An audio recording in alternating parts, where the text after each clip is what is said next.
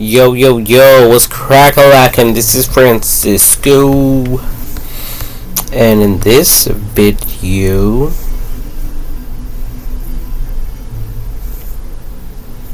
I wanted to talk about this dilemma again regarding the astronauts coming back home and the possibility of them getting some type of space sickness upon arrival in planet Earth. Apparently, spending too much time in space could actually harm the human body to some degree. These are very experienced astronauts, though, however, okay? So they've been around, they've done this more than once. I think they stayed out there for longer than that. But I was just thinking, if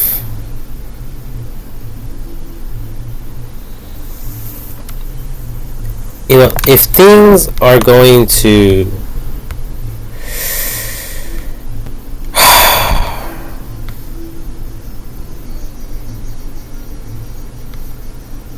hold on.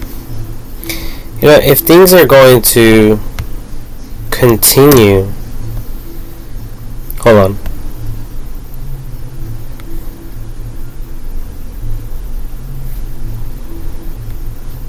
For some reason, I don't hear any audio in this video. Oh, that's today. No wonder. I was trying to get this one to pop up. Volume is off.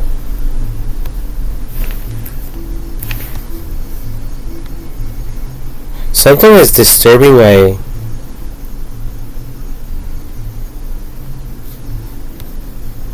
my recordings. I don't see any audio. I don't hear any audio. Bluetooth is off.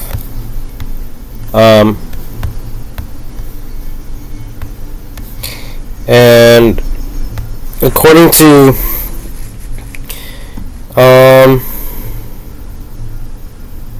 something that I recently discovered, I think it was this, but I haven't even clicked on video. I think when I click on video, it messes up my audio. Or it could be just some hating ass fucking people out there that are hating balls on me for just being me, and they're gonna get it. Trust me, they're not going to be around for very long. At least not around me, and not around people that like me as a person. Anyway, so we'll just hope we could just hope for the best with this video, okay? But Elon Musk wants to colonize planet Mars, and it's like, how the fuck are we going to colonize planet Mars if people are having a hard time spending time in fucking space? So I was thinking it would be better for you people to colonize the hottest planet on planet Earth, if you guys haven't already. So that's like what? The hottest place on Earth, planet Earth. The hottest, I'm thinking it's Death Valley, California. That's where I live at. I was thinking it was fucking the Mojave Desert. How hot does the Mojave Desert get? Perfect. 100 degrees Fahrenheit. Wow. So yeah, the Death Valley is 134 degrees Fahrenheit. So if that haven't been colonized, Elon Musk, maybe just start some, mega factories out there and see how it goes. What else? The robot company facility. What else? Maybe installing transferring all of your servers right there, so you can pay a lot of money for cooling the damn things down in the summer. And I have had some alcohol. I have. But I mean, who the fuck has it?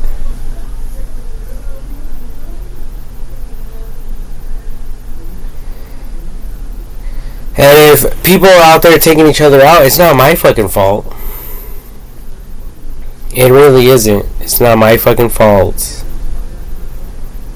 that people have the game all twisted and don't comprehend and understand the meaning of shit. They don't understand simple things. And it's very, very sad. So yeah, let's check. Okay, let's do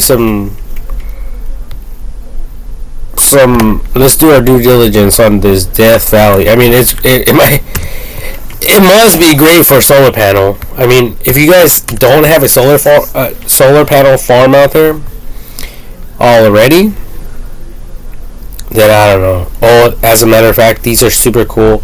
These are rocks that move by themselves, by the way. They just move. Rocks that move.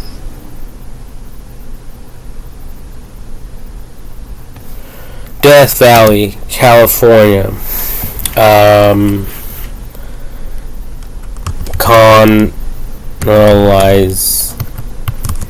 Colonization.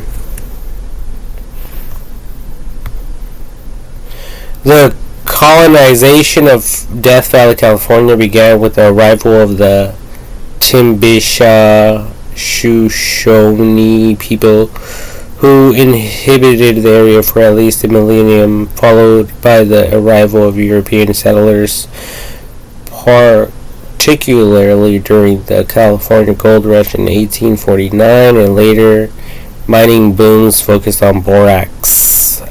Borax? Is that the cleaning solution? Which led to the establishment of Death Valley National Monument in 1933.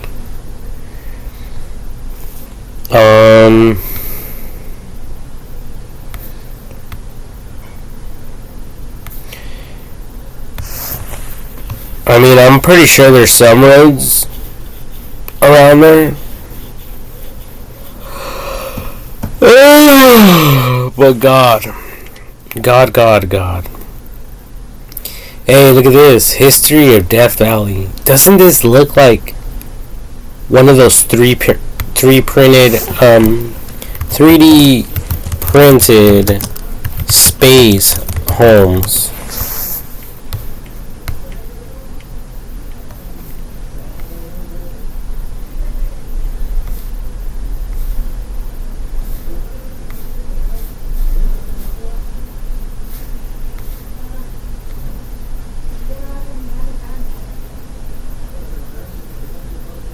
Doop. It may be one of these.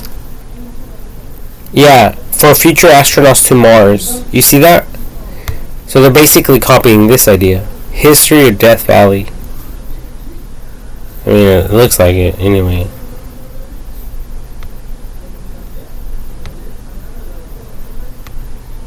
See any resemblances there?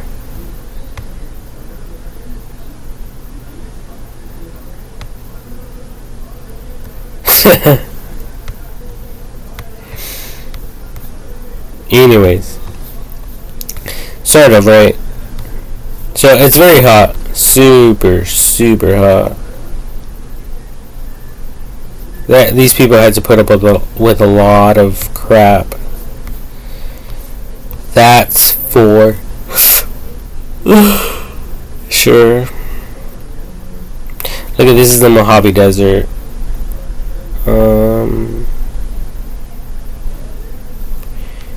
Where's Death? Oh, Death Valley out here. Kind of close to. Oh, it is Nevada. Nevada State. I think this Death Valley, Mount Whitney National Monument, whatever thing, actually crosses from California into Nevada.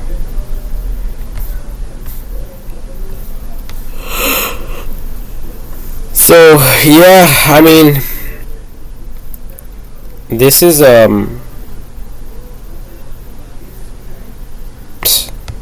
very, very disappointing. I never expected to hear bad news like this.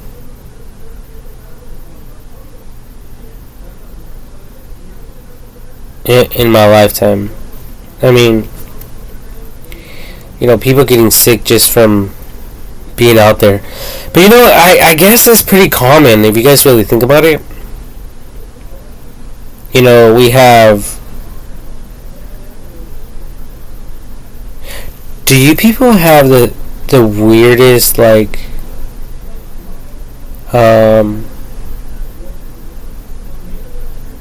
sensations going off or going on, like in your body, in your mind?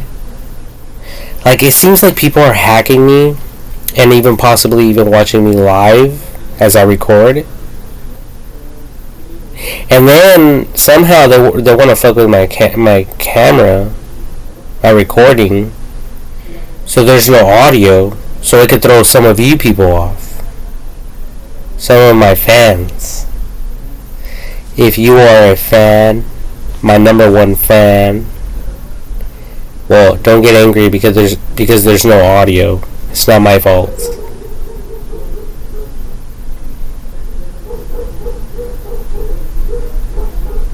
These people are just, they're always looking to blame someone else besides themselves. I mean, who isn't? So, anyway, what was I going to say? I was going to say something. I just got distracted by my own thoughts.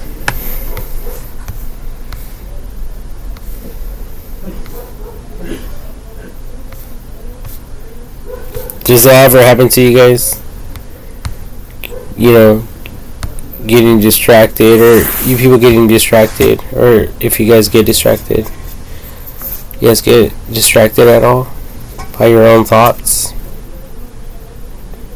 Yeah, but colonizing planet Mars, this is a long shot. Good luck. This is like a death wish. This is worse than Death Valley. There's no water. At least on planet Earth, fuck, water could arrive here in Death Valley in less than an hour from one of Elon Musk's spacecrafts.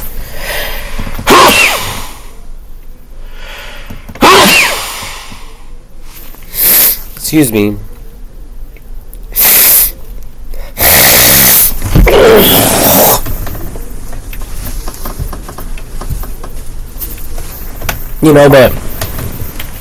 But this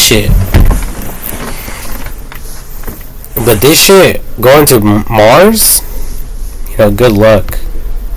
But this is more promising, especially since we know that a rocket can travel around the world in less than one day, in less than an hour.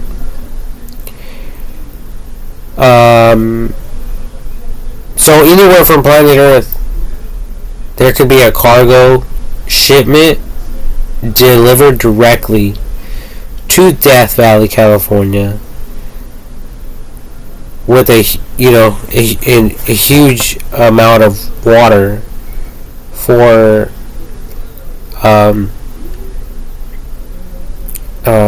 residents who want to colonize this area.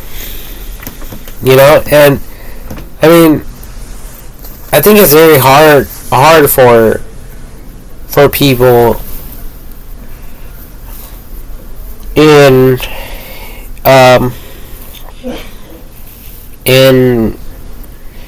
this world to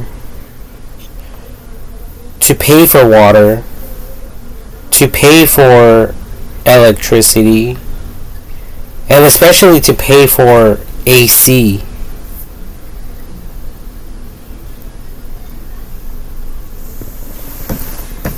And not just that, but fucking the AC in a vehicle evaporates so quickly. It, like, as soon as the vehicle gets turned off, like less than 5-10 minutes, the vehicle is hot as fuck. Sometimes even as soon as you turn it off. As soon as you turn off the fucking AC, it's fucking hot in there. So, how the fuck are you people going to get oxygen? Clean, renewable oxygen, when I don't think there's any out there. So that's going to require more electricity,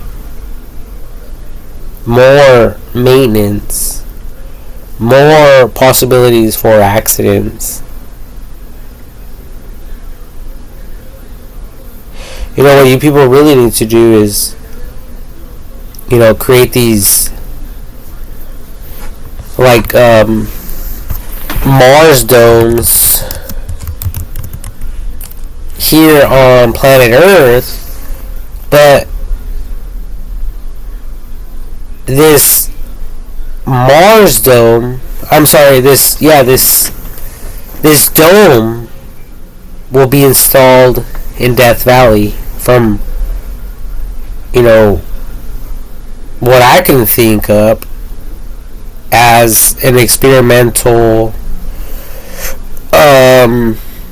just study for research and development for people to deplete all oxygen from within the dome. So now people will get more of a Martian atmosphere. Then adding smaller domes within this bigger dome. And the smaller domes will contain oxygen. So if these Martians attempt to get out, they would die. Unless they go out there with a spacesuit.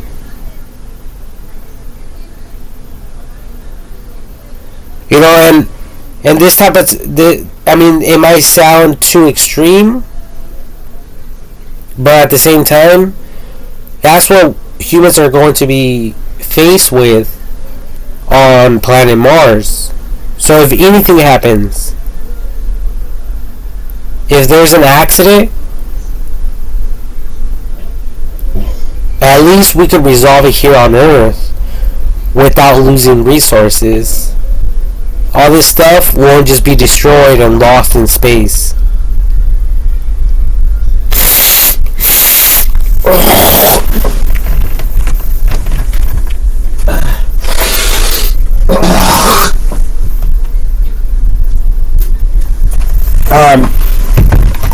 And obviously the stuff won't be lost in space. It could be recovered. It could be it could be reusable. It could be renewed and restored, and it could be renewable. It could be reusable or whatever. But yeah, like I'm envisioning something like this. Yeah, exactly like this. So there will be a dome. All of the oxygen will be depleted out of it. So if someone comes out without a spacesuit, they will instantly die.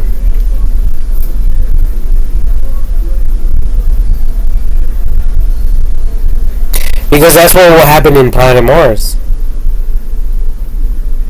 And basically, this facility will be for research and development, like I stated earlier, and for us to push humanity to really do these things that they want to do. Okay? Until we resolve other issues along the way, like astronauts returning back home and them maybe and possibly experiencing some type of side effects from the exposure of space and the sun with the radiation.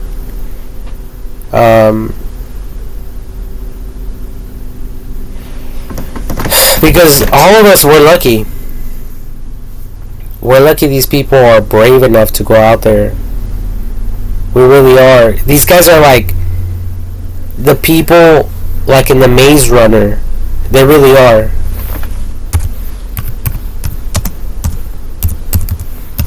That's what these people remind me of, actually. Maze Runner, Maze Runner. That's strange. I did, yeah, 3 deletes. 1 space.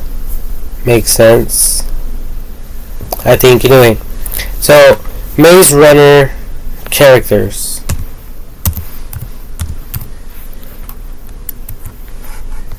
Yeah, these guys. Oh, look at, they have a. Some of them were exited out.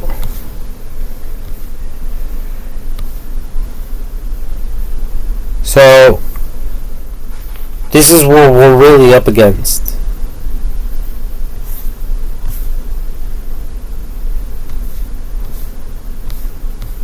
You know, stuff like this. And what's it called?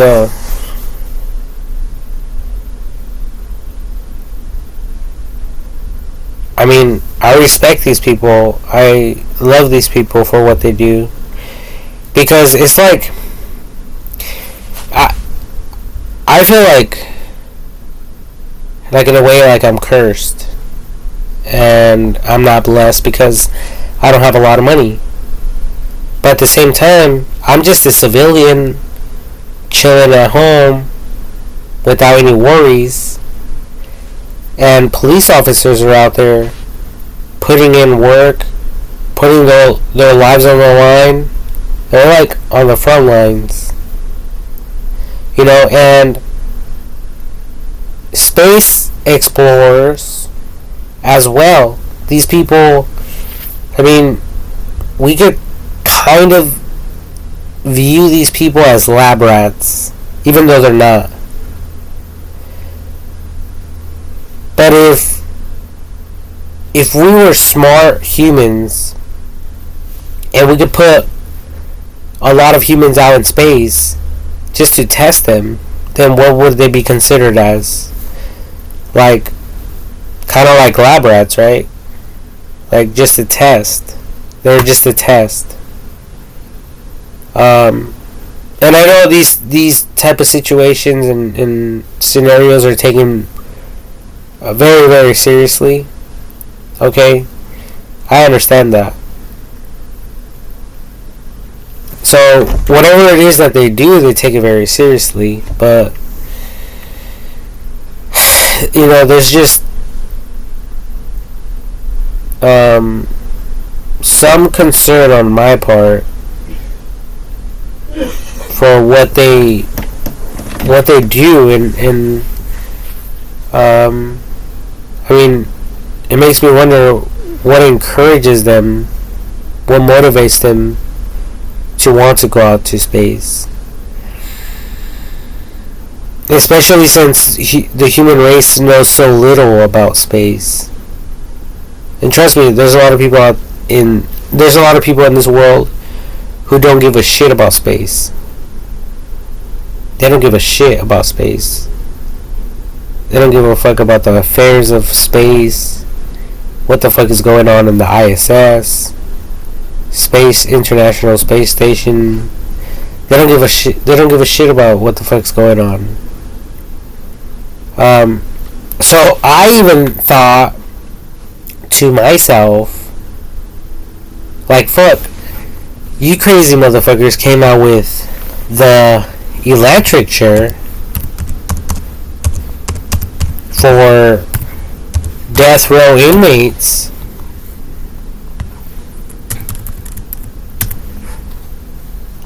So I was thinking, why not play some of these death row inmates in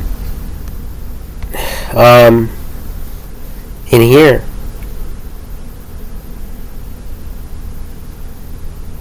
And in space. Like in a segregated departments.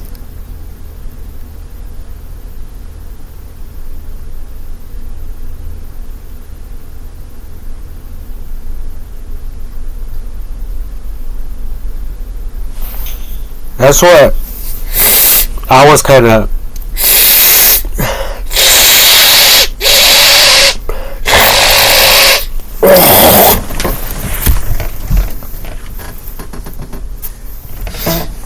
was kind of thinking.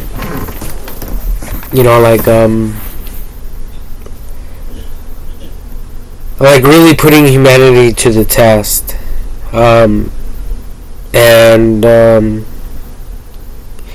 maybe even doing some tests, performing tests on them that, like for the death row inmates, they could be like super dangerous jobs that could literally kill them. So it'll be optional for them to fucking stay in a prison cell for the rest of their lives, or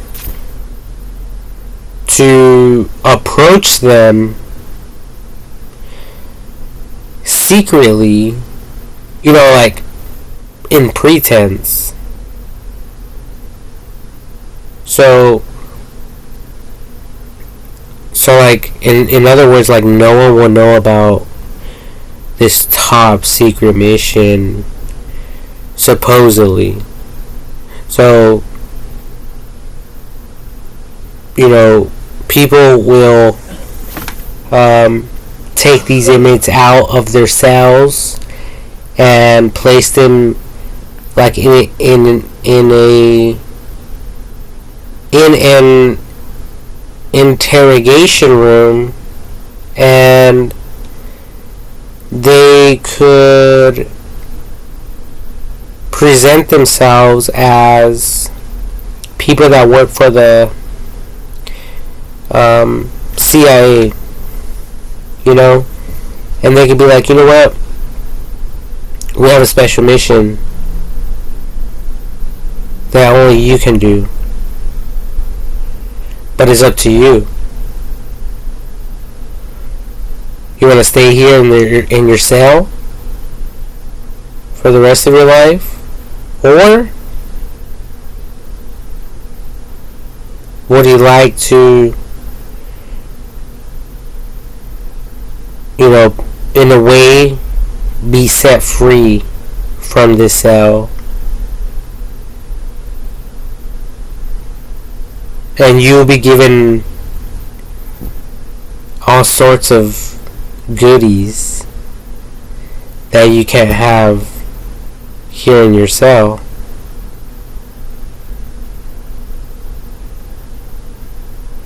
And a lot of them will say, fuck yeah, right away. Like, sign me up. So, no talk about Mars has to be mentioned to them. Nothing about research and development has to be mentioned to them. Now it could later on, in the future, as time passes by. That's what I mean by future.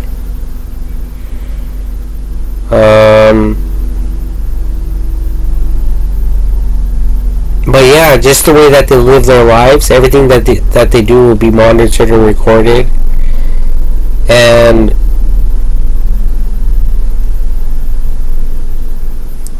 AI technology could take this information and use it to its advantage to help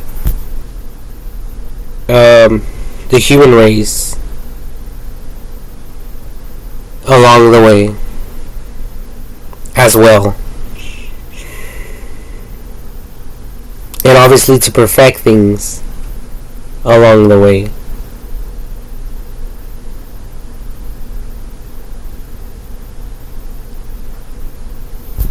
So yeah, like, these people will not be able to walk out here without their spacesuits. I mean, these people are going to be stuck. They're going to be trapped. Either way. They're going to be confined to a limited, like, 10-mile radius. Unless they go out, like, in a vehicle. Like in a rover of sorts.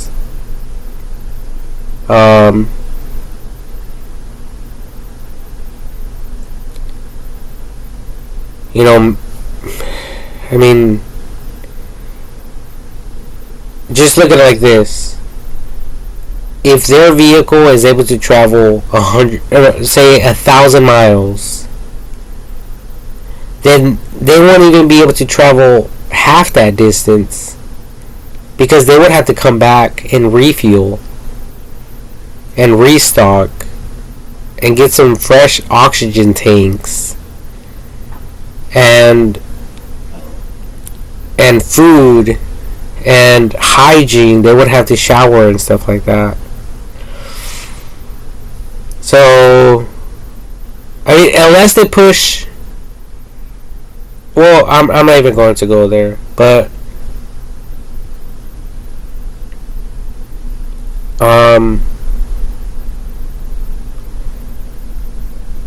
yeah, I mean, they're basically just going to be stuck like in a valley somewhere, or inside of a crater. They're not really going to be, able to fly unless something like that is provided to them. But I mean, this is one expensive fucking... It would be one expensive fucking, mission to support.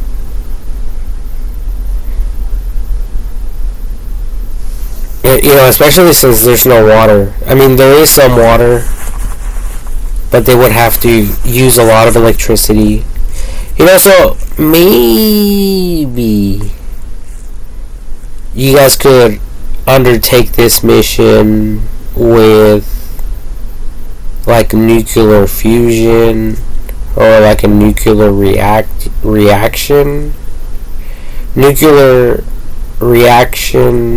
plants of some sort, like a nuclear plant. And they do have some smaller versions of a nuclear plant. Or you guys could use my concepts with the hydraulic generator, which is a simple concept that could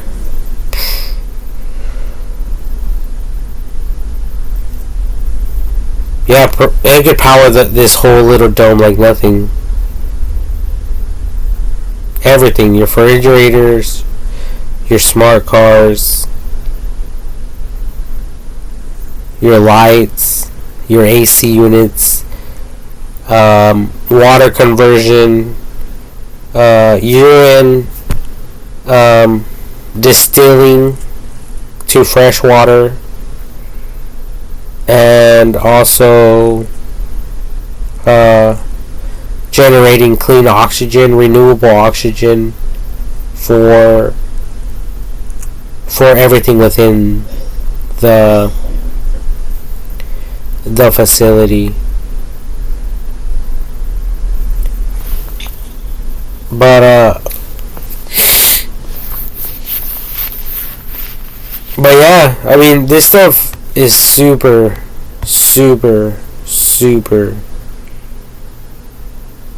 disappointing.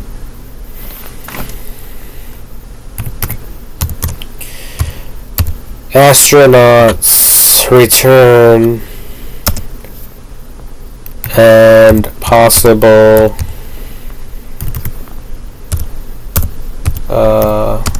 side effects or some shit like that from the exposure of space and radiation, which I already mentioned more than once. Okay, so I'm repeating myself for the slow people. Okay, slow people, very slow people, but it's okay. Why it matters. I'm reading this from Google here. It said my search was astronauts return and possible side effects, and it provided me with this data. Why it matters: muscle atrophy, bone density loss, and even vision changes are expected side effects of long duration space missions. And while some of the impacts of a layover hundreds of miles above Earth are quickly reversible, others can persist. And while some of the impacts of a layover hundreds of miles above Earth are quickly reversible, others can persist. And while some of the impacts of a layover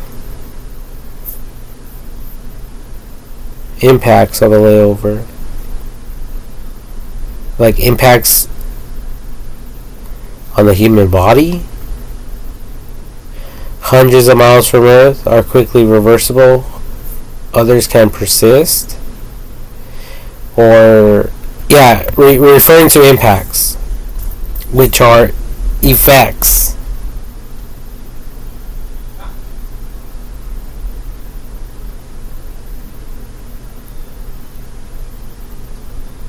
I mean, this is serious stuff. This is not. This is fucking. This is some serious shit here. Oh, look at this. This is like a little graph here. Like a little, I don't know, diagram. I don't know, illustration. It says on ground, 1 gram. initial stage in space. I guess this is how it changes the body after adapted to microgravity. After adapted to microgravity. I mean, I don't really see a difference here besides the face getting smaller, the body getting a little bit smaller as well, and the legs getting a little bit thicker. See how skinny this person is right here, and then right here the person is more healthy looking. And then it says immediately after return from space.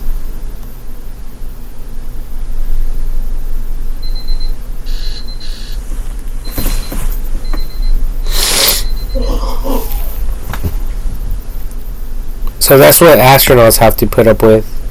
And from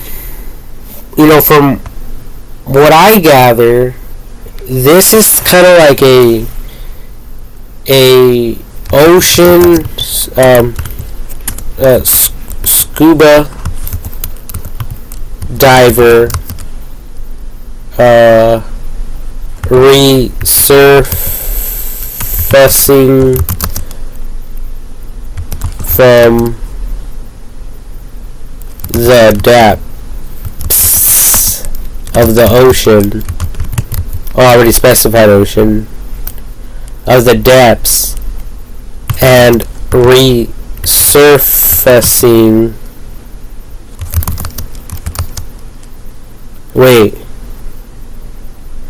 And resurfacing to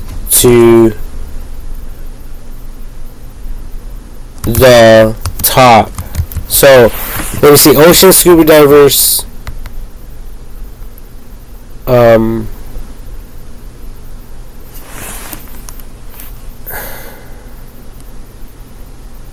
At the depths. And resurfacing to the top.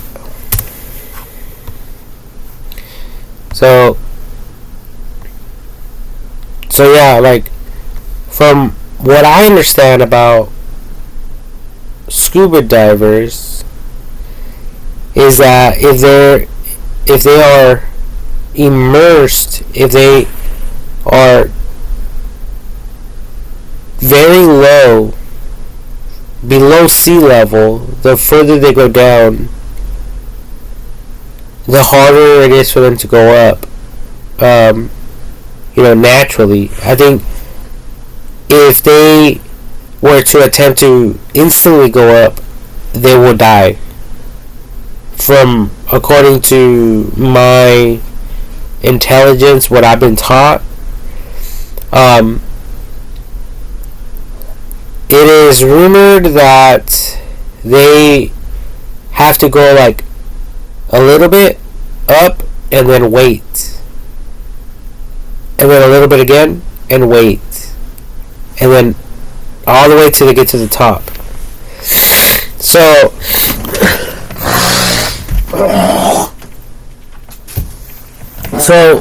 I don't know what that's called. Okay? I really don't know what that's called.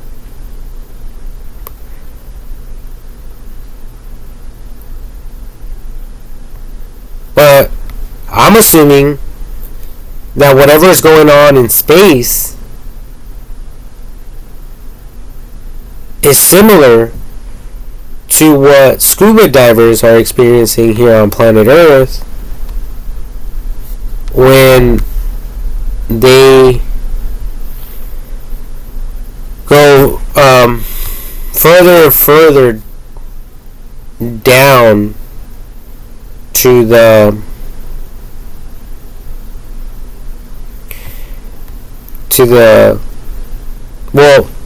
further down and down sea level. Okay, because for a person to be on the surface or the bottom of the ocean, I mean, at what elevation or at what, measurement? So the best way to describe it would be what I just said.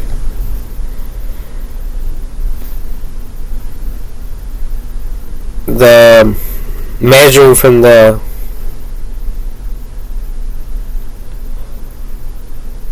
sea level downwards.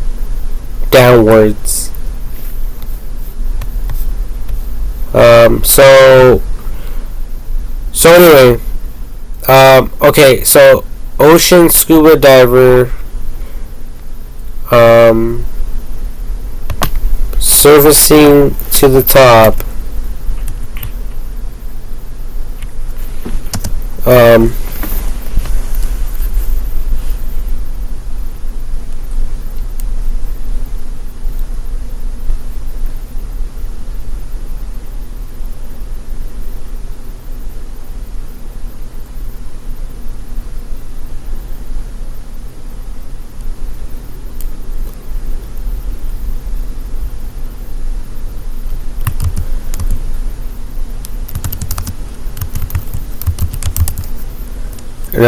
after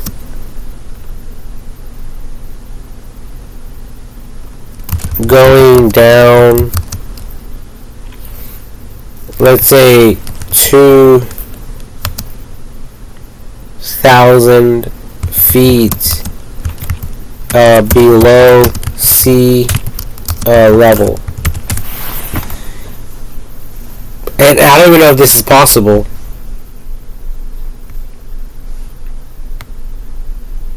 I don't know if 2,000 feet is possible for a human to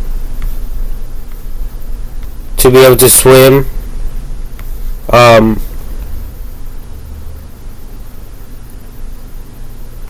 at 2,000 feet below sea level. I don't even know like the maximum feet below sea level that a scuba diver can go into. So we can type that in to learn about that. So what is the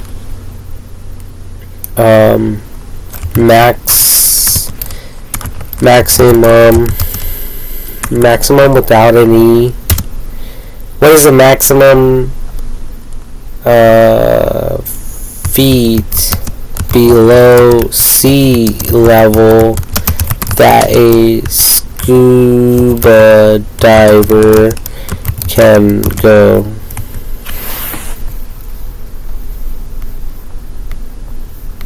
It says for recreational scuba diving, the general accepted maximum depth is 130 feet, 40 meters, but technical divers with specialized training and equipment can go much deeper.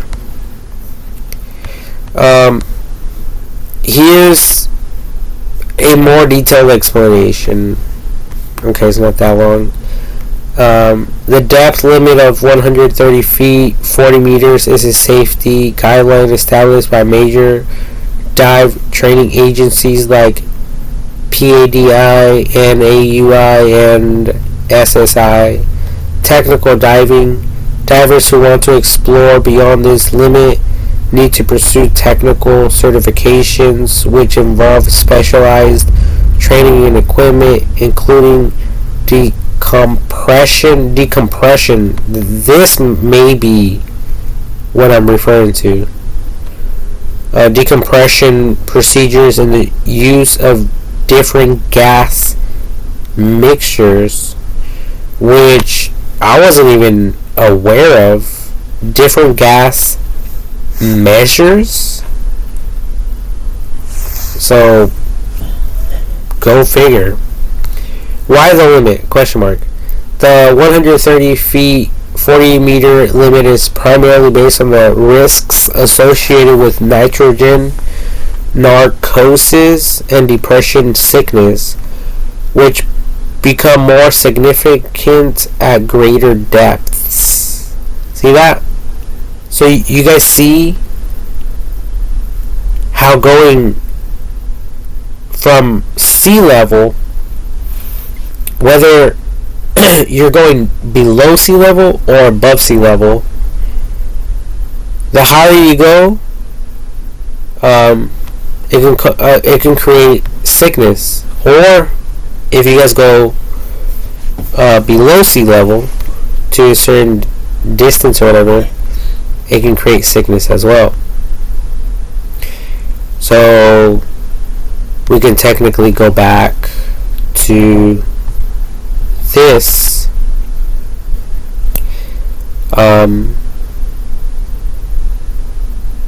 little grafting illustration of how it is for a human body to be out in space. Oops, I accidentally clicked on it. I wasn't trying to click on it. So anyway, it says decompression stops. When diving beyond 130 feet, 40 meters, divers must take decompression stops. That's what I was describing. Okay? To allow nitrogen to safely outgas from their tissues, preventing decompression sickness.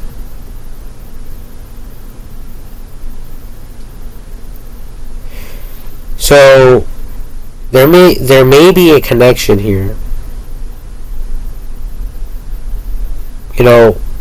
for professionals to look into if they haven't already,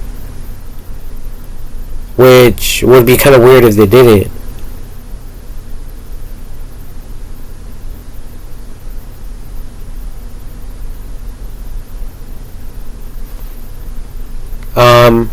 By the way, specialized gas mixtures. At greater depths, divers may need to use specialized gas mixtures such as nitrox or trimix. And I don't even know what these things are. But apparently it's some type of gas mixtures. It says to manage the effects of pressure and oxygen toxicity.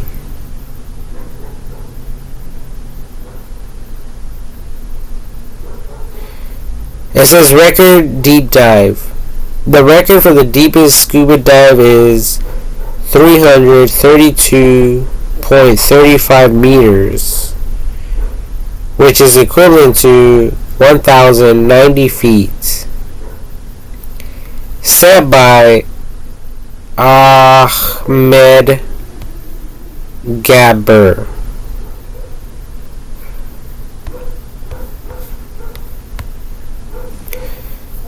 Okay, so earlier I wrote down something about 2,000 feet, and apparently that's not even allowed. Unless, obviously, like this information clarified, if they have certifications, which you guys can refer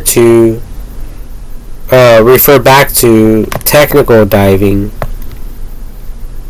And under technical diving, it talks about the technical certifications that are required to go deeper than 130 feet.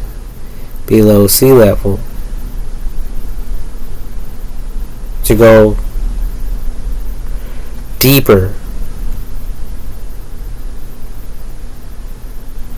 You guys really need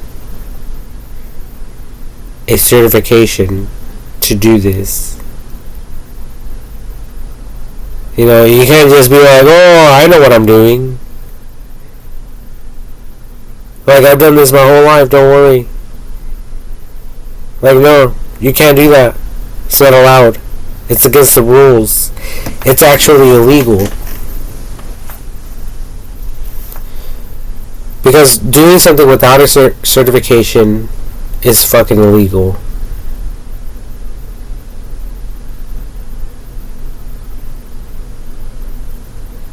So, fuck.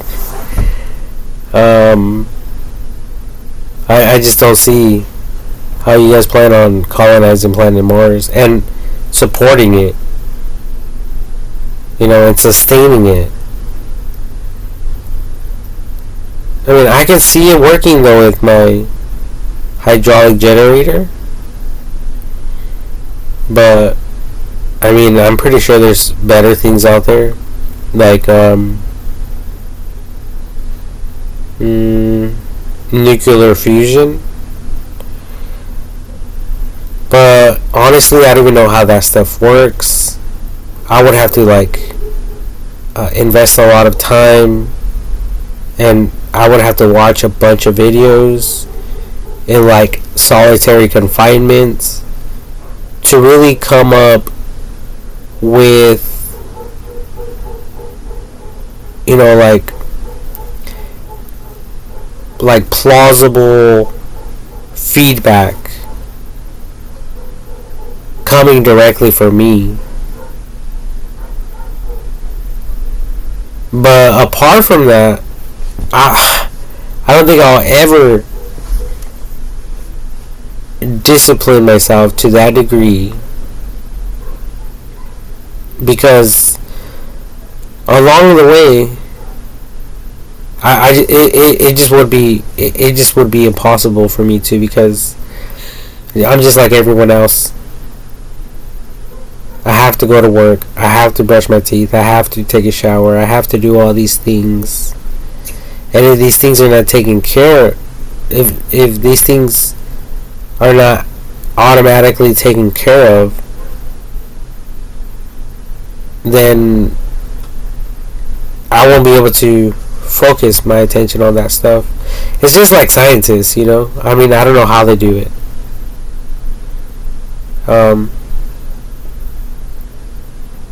And I don't even know why they do it. You know, it's just like these astronauts. Like, some of them, I'm pretty sure they're wealthy. Like, why are they risking their lives and go into space when they could just be like here on planet Earth and not give a shit, like the majority of the people?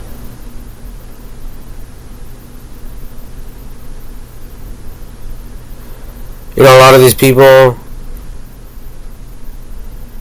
are fucking troublemakers. They're ignorant as fuck. They want to fight everyone for any reason.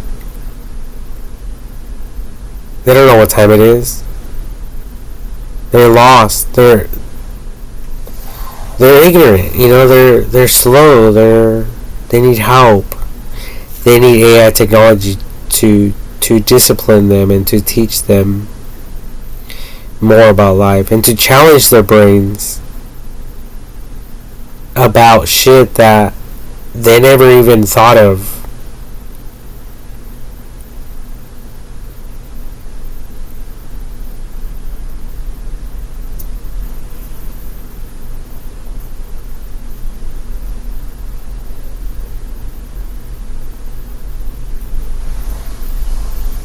You know, so I just don't understand. You know, like, I just don't understand this shit. You know, this whole time that people have been going to space, and they're having all these complications that the average person doesn't even know about.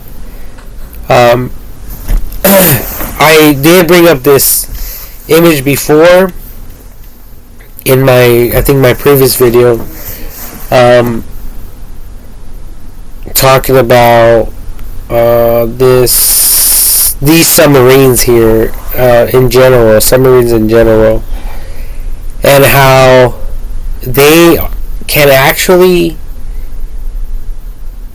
keep out the pressure of the water, and by them doing that, it actually doesn't affect the human body as far as I'm concerned. I could be wrong, but like from all the movies I've watched,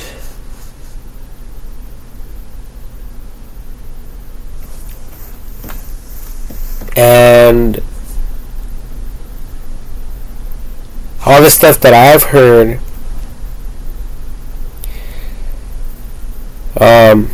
people in a submarine have never been sick from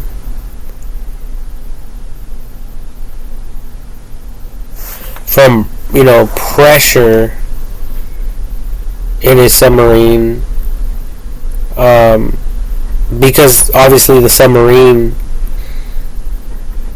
takes that away from the human body. Now, there is other factors to consider, though. Okay, I'm not disregarding these other factors, but there is other factors, like for instance, the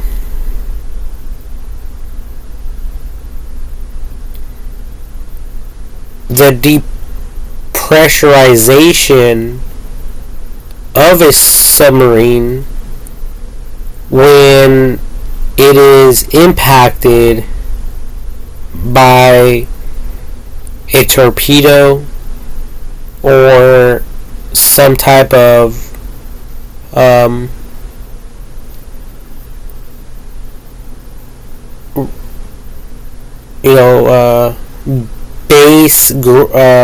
base bedrock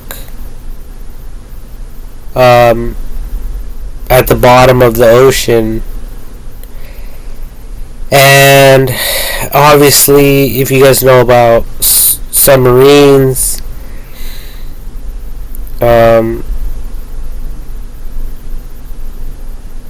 I don't know how much information I should be sharing with everyone, but it's just common sense. If a section of the submarine gets damaged, the doors automatically get shut down. They close off, and anyone inside that area is left basically to die. However, there is a rescue team, so I believe they go out in their gear, and they could attempt to save as many people as possible, but from what I understand, they're just a lost cause. And then what they do is the same people that come out of the submarine to do the rescuing, if there's no one else to rescue, then these people will begin welding the ship back together. So basically they patch it up. And once they patch it up, they're able to remove the water from that section that was filled with water. And people will continue to work in and out of that area until it's fully restored again. And this could take fucking a long time.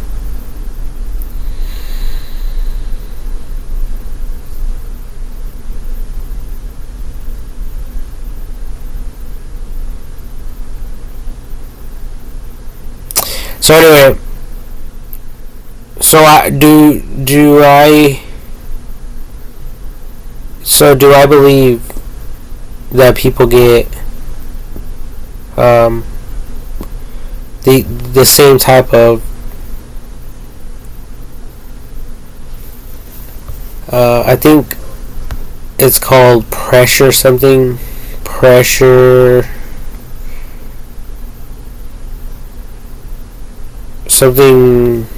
decomposition.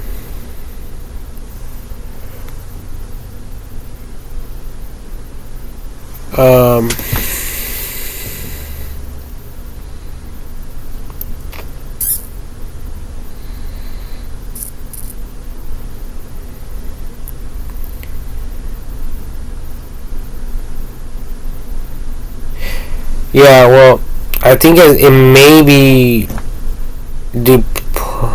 decompression.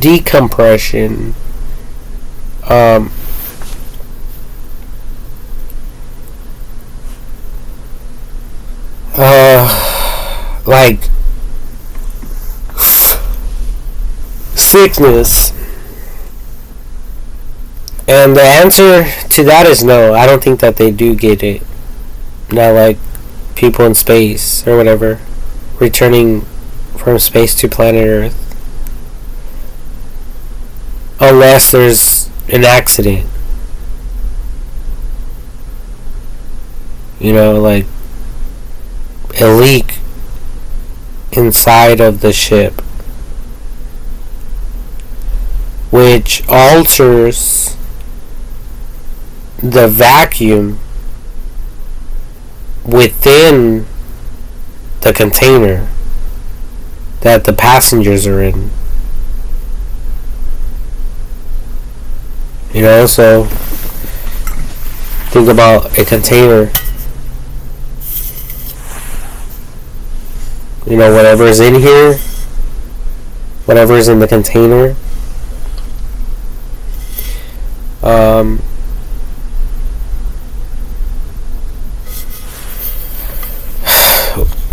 whatever's in the container,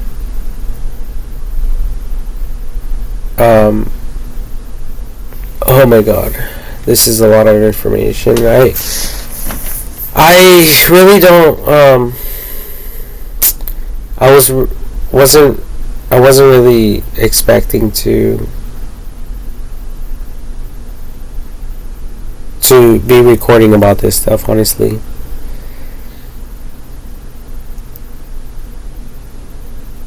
It's very sad to me. But yeah, I think that death row inmates could definitely serve a fucking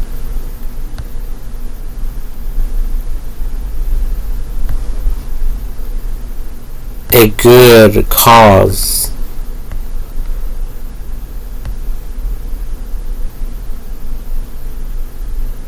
For humanity by testing them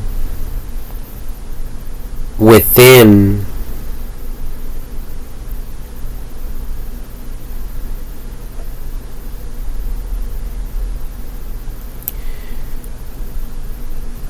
the one of these domes, by testing them, just like they did with electric chairs. And that's how we know so much about electricity now.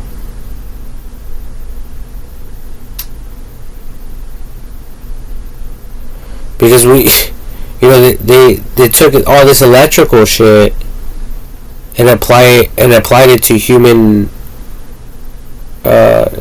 testing, human trials.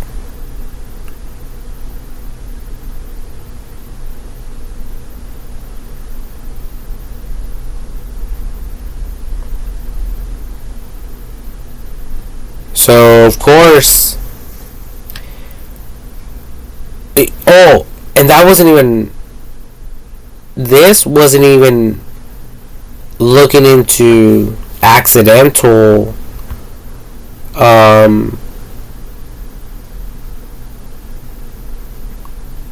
deaths and injuries from harmless, innocent civilians that were minding their own business at home. Electrical shock killed a young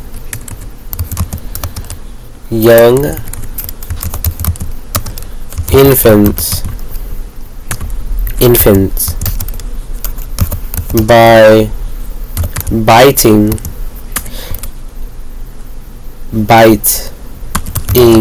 on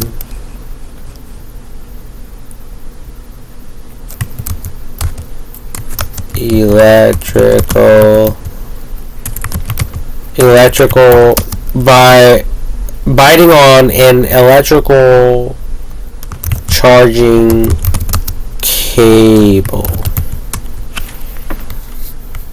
So right here it says car war, whatever that means. An 8-month-old baby has died after she bit a battery charger which was left for charging on the bed by her parents. The deceased, identified as Sanidhya, was the daughter of Santosh Kalgutkar and Sanjana Kalgutkar, who are natives of Cedar village near Karwar. I don't even know where this is at, where it's located at. Hopefully these images are not too graphic. But according to this, it says the deceased. And it means dead. We could click on, define, and it says a person who has died. So when we are looking at these images here, this is real footage of the person that died. Especially if we look at that image all the way to the top left.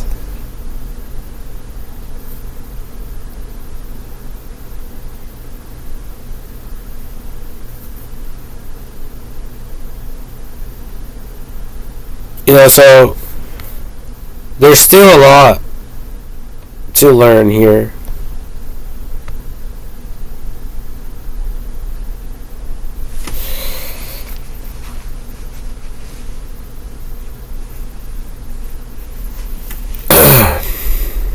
And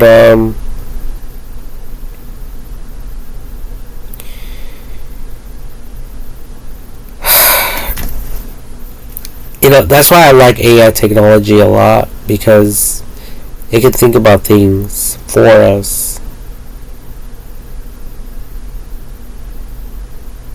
Like, for instance, wireless charging.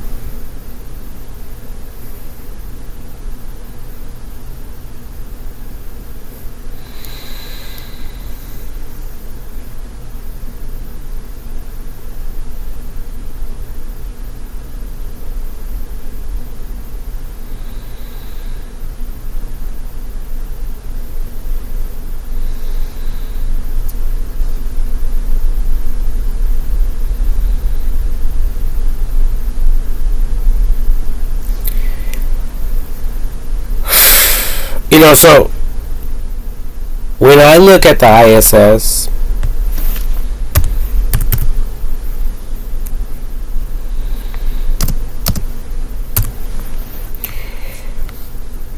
International Space Station, what I see is I don't see a spacecraft. I don't see a flying object. I see a motherfucking ship. Like a submarine ship. Like this.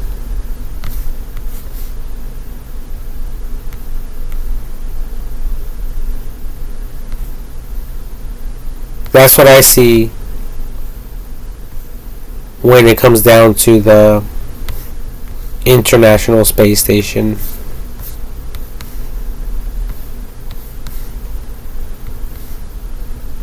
Okay.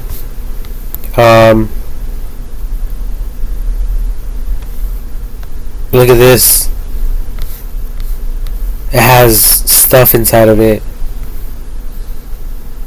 Bedrooms and all sorts of things, Obviously it does. And what happened to that? Oh, okay, so I was looking at this image for you guys to look at, but it was much larger for some reason. Now it's condensed.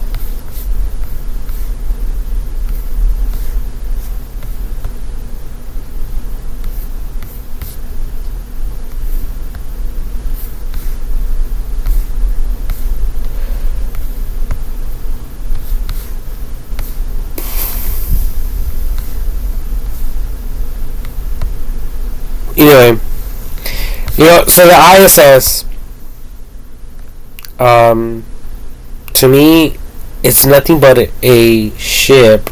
It's like a submarine that's below sea level.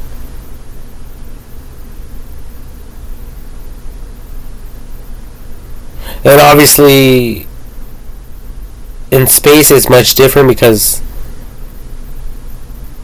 it's going. There's just more space to explore.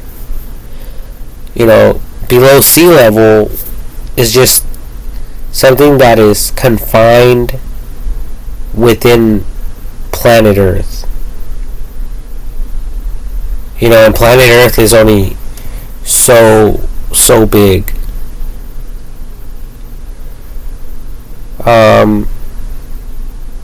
Planet Mach. Outer space. I meant to say outer space. The universe is so expansive. Is so fucking infinite. It's like it took humans a long time to explore planet Earth. Now imagine other planets and other galaxies, even this galaxy that we are in. It's going to take fucking forever.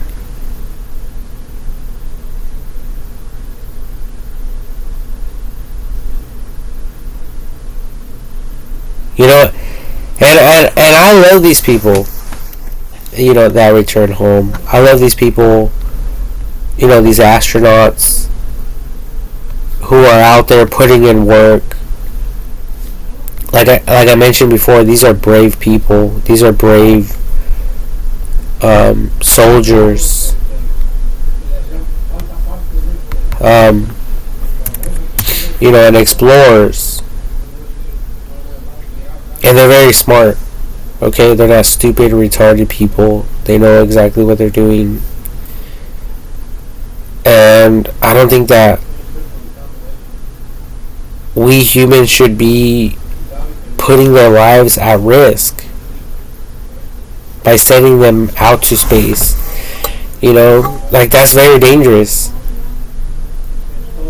I mean, if humans still haven't figured out a way to correct these issues, I think that more human trials should be conducted in order for these medical issues to be reduced at a much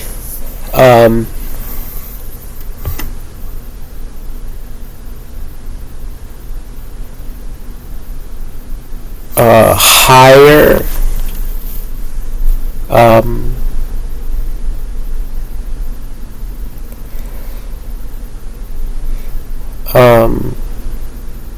percentage. Am I saying that correctly? Higher percentage, so they can be reduced. Yeah, at a higher percentage. The higher the percentage, the less the less likelihood that injuries will happen and side effects will occur. So, because these are smart people, and they're with the business. They know what they're doing. There's not a lot of people on planet Earth that are going out to space. Okay? I mean, we can look it up. How many people on planet Earth have gone out to space, like outer space? It says as of March 18, 2025, it says 682 people have reached the altitude of space according to the FAI definition, and 721 have reached the altitude of space according to the USAF definition. Here's the breakdown. Here's a more detailed breakdown. FAI definition: 682 people have traveled to space, reaching the altitude of space as defined by the Federation Aeronautic International FAI. USAF definition: 721 people have reached the altitude of space according to the United States Air Force USAF definition. Earth orbit: 624 people have reached Earth orbit. Beyond low Earth orbit: 24 people have traveled beyond low Earth orbit and either cycled, orbited, or walked on the moon. Countries: people from 47 countries have traveled in space. Okay. So, and what is the world population?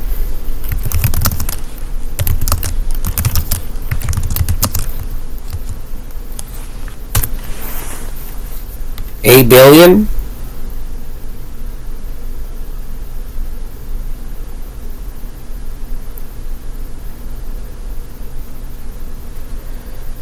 So,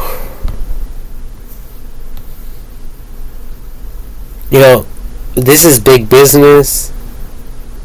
These are In my eyes, these are not little numbers. These are huge numbers. This counts more than to me than a lot of people.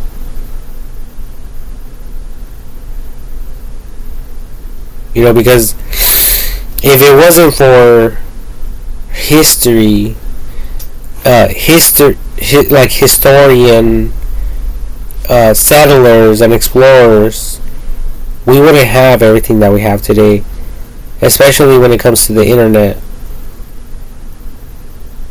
Okay? And like the trading of food and goods and stuff like that as well. So you know, when it comes to Earth exploration and space exploration, I think it should be more. It should be taken more seriously than what people give it credit for, because we're talking about other resources that are out there in space that we haven't even tapped into. You know, it's like a little bit of history. You know, people rumored and talked about how the United States of America, the American settlers traded American Indians some beans in return for some land, and they agreed to do it. So you know, it was valuable to them. It was worth more than gold to them. You know, it was worth more than the land they gave up.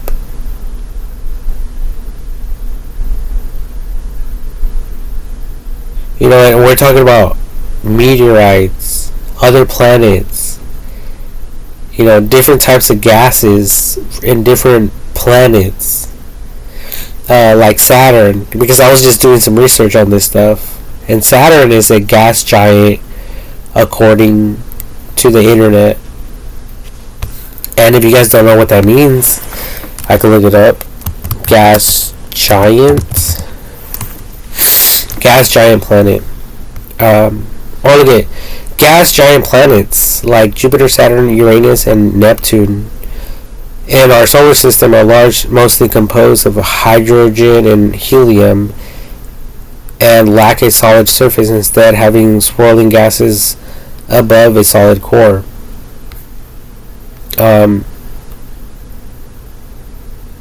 Which signifies that most likely the core is hot, because water in a solid state signifies a cold state. Gases like hot water that turn to gases, moisture, it requires a lot of energy. So if there is a core, it must be fucking hot, you know. But that's just my own hypothesis regarding the core of these planets. But it's almost like common sense, though. How the fuck are these planets now that it's not just Jupiter? There's Jupiter, Saturn, Uranus, and Neptune that have gases.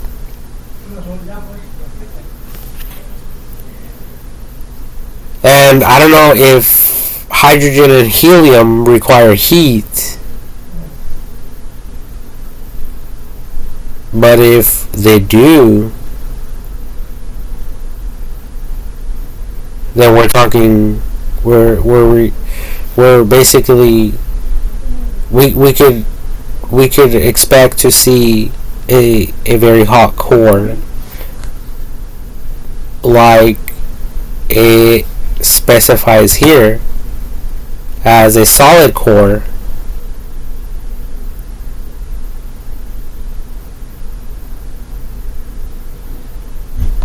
Okay, so this is just like food for thought, at the same time. And moving on, because there's a lot of other stuff to get into.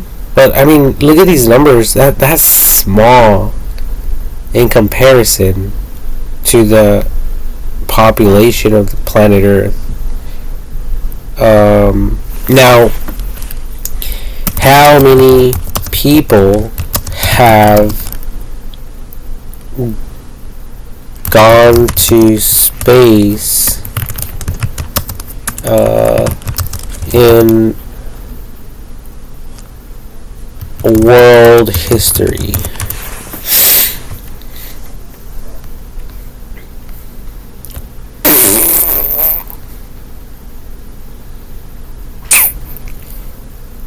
Yeah, not a lot of people. I don't really see big numbers here. These numbers here is like what I get paid. These numbers here are my paychecks. $676. Over here we have a 643. Over here we have 100. Over here we have a 62. Over here we have a 676. Over here we have a 50. Over here we have an 80. Over here we have a $643. It's not actually dollars though, but over here we have 100. Over here we have a 62. Over here we have a 2025. Now, this looks like my monthly paycheck. This one over here, 47. Over here, 600. Over here, 75. And some weeks it's 0. Go figure.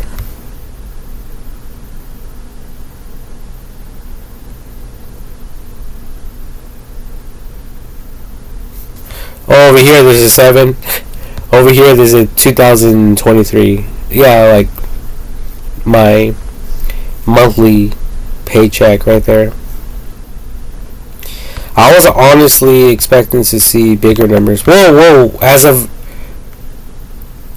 November, for some reason I seen fucking, but there's another number here. I thought I seen 7 million, and then this, and then this, but it wouldn't even be 7 million. It's not, because it says as of November 7, 2023, 676 people have flown into space. That's a little bit of people. And obviously in 2025, this number should be even greater. In 2025, we should be looking at, double this number, quadruple. Is that how you say that? Quadruple. Why is it doing this? Hold on. Quadruple. What the fuck? I don't even know what the fuck I'm spelling now. Anyway, so yeah, this is very I mean, look at this. 8 billion people.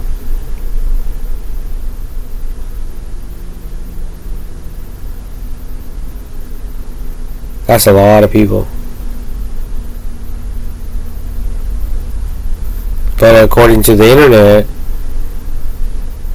only 676 of these people have flown into space. Right here it says flown. 676 people have flown into space.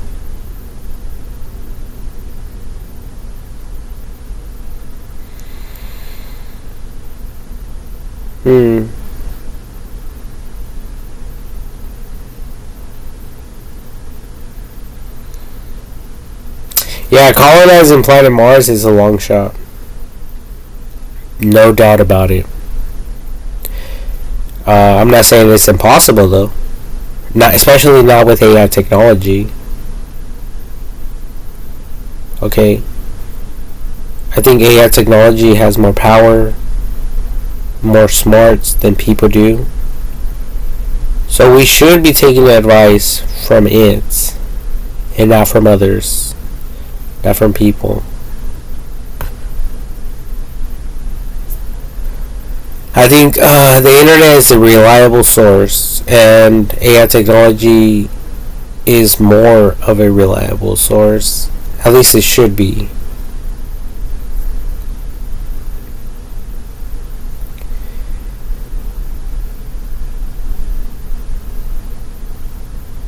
So, anyways, I don't even know what the fuck I'm talking about no more. I'm just like tripping out on the fact that, you know, humans have been trying to perfect submarines for a very long time. And I could just imagine the same for the ISS.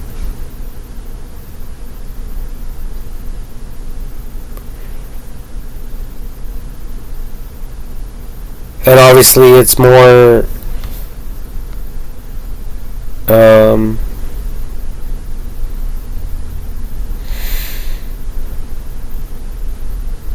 like more affordable for people to invest in submarines than it is for space exploration, because, you know, just to transport, I think, a gallon of water to space is, it's like $30,000 or something like that, or $3,000. How much does it cost to send 1 gallon of water to space? Oh shit! Actually, it's more than that. It's almost equivalent to $100,000 for 1 gallon of water. That says it costs approximately $83,000 to send 1 gallon of water into space. It says here's a breakdown. High cost. The cost to launch it, even a small amount of water into space, is very expensive, primarily due to the energy required to overcome Earth's gravity and reach orbits. Shuttle launch costs. The cost of launching water to the International Space Station (ISS) was estimated at $83,000 per gallon based on the cost of space shuttle launches. Water recycling. Due to the high cost, water recycling on the ISS is critical to minimize the amount of water that needs to be sent from Earth. Current costs. While the cost of space launches has decreased since the space shuttle era, sending water to space remains expensive. Alright. So there you guys have it. I thought it was 3,000. Like what you people normally probably pay for your monthly water bill. You know,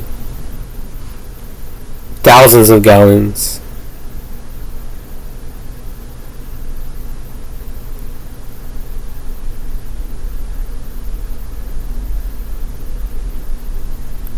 But you know this right here, for 1 fucking gallon, is almost equivalent to what his house is worth.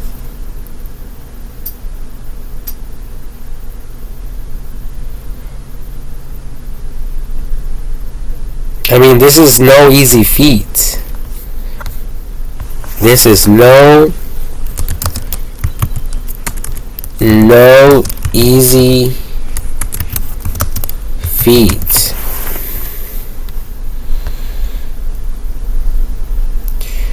This is no easy feat. It says,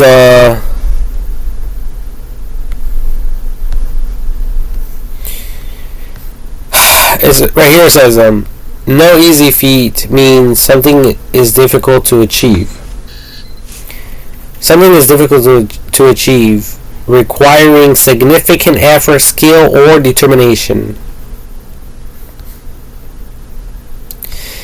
Here's a more detailed explanation, meaning the phrase no easy feat implies that a task or accomplishment is not simple or straightforward. It suggests that considerable effort, skill, or determination is necessary to succeed. Examples: building the bridge was no easy feat. Breaking their dominance will be no easy feat. Breaking their dominance will be no easy feat. It was no easy feat.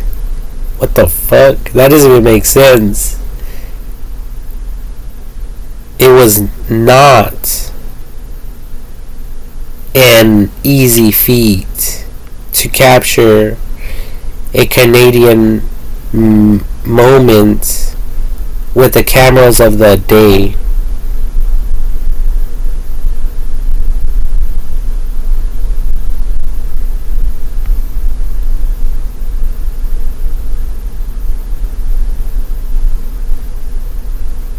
Oh wait, it was no easy feat.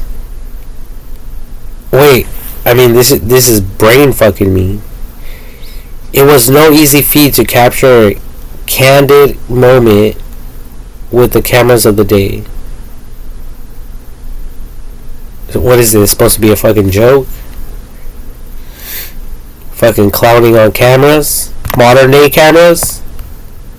You know, thank God for AI technology, because they could capture just about everything. Anyway, synonyms, not cinnamon. Okay, get cinnamon out of your mind. Cinnamon.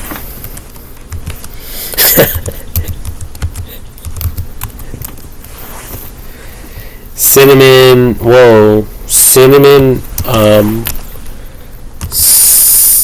Cereal. Cinnamon Toast Crunch.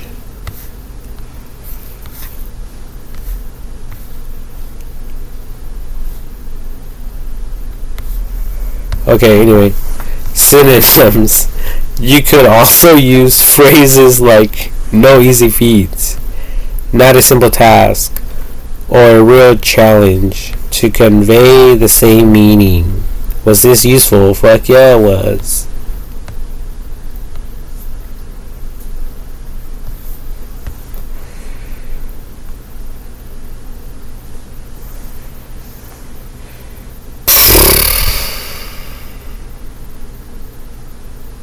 You know, and if you guys really evaluate a submarine and compare that with the ISS, people inside the ship are also unable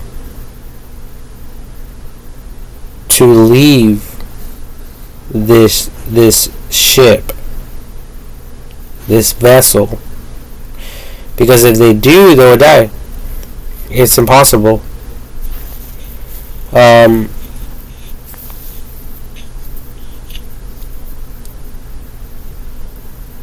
mean, it's crazy. You know,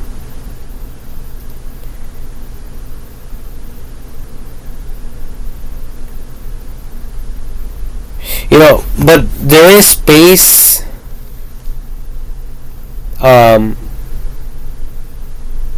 ISS, outer space, spacewalks. Okay? So, ISS,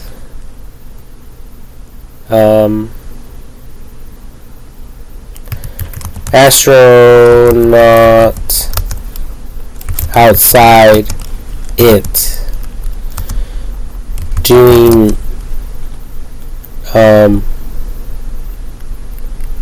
maintenance, doing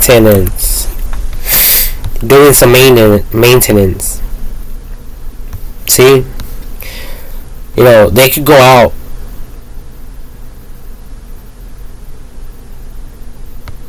of the ISS without getting crushed by gravity or the pressure of water. So I don't know what's causing this inflammation.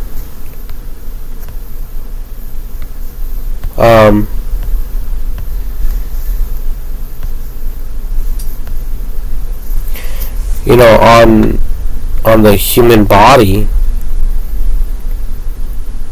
But from what I heard that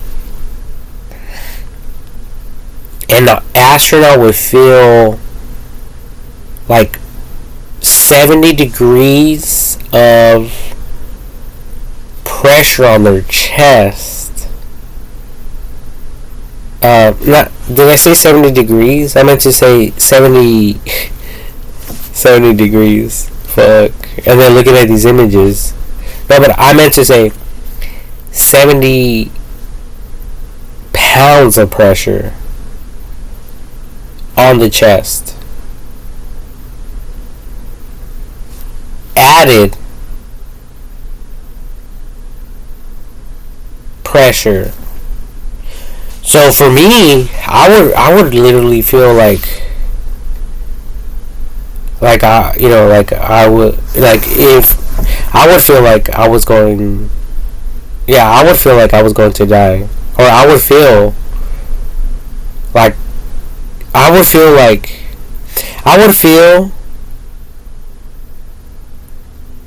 if I was dying. That's how I would feel. Fuck that. Fuck that shit.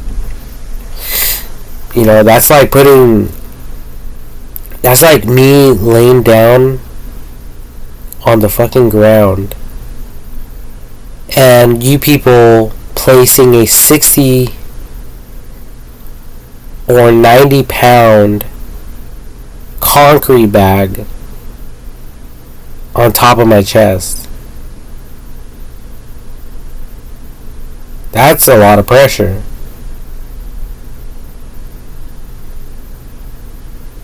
I mean, I don't know how these people could do it, honestly. So I love you guys. I worship you guys. I wouldn't be able to do what you guys do. Even though deep in my mind I think I can. I say that I can, but at the end of the day most likely I'll chicken out. Especially just looking at the fucking rocket. Like, wow. Like, this is going to be the biggest ride I've ever been on. Rocket compared to a human. Look at this.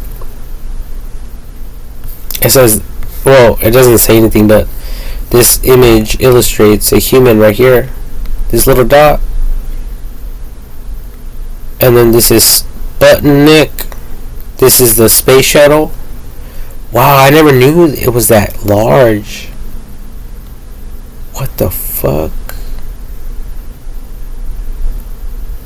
I have a lot to learn, ladies and gentlemen. There's the Saturn V and then the BFR. And I don't know what the BFR stands for. And then right here, there's something that looks like Black Arrow. But even that is fucking massive.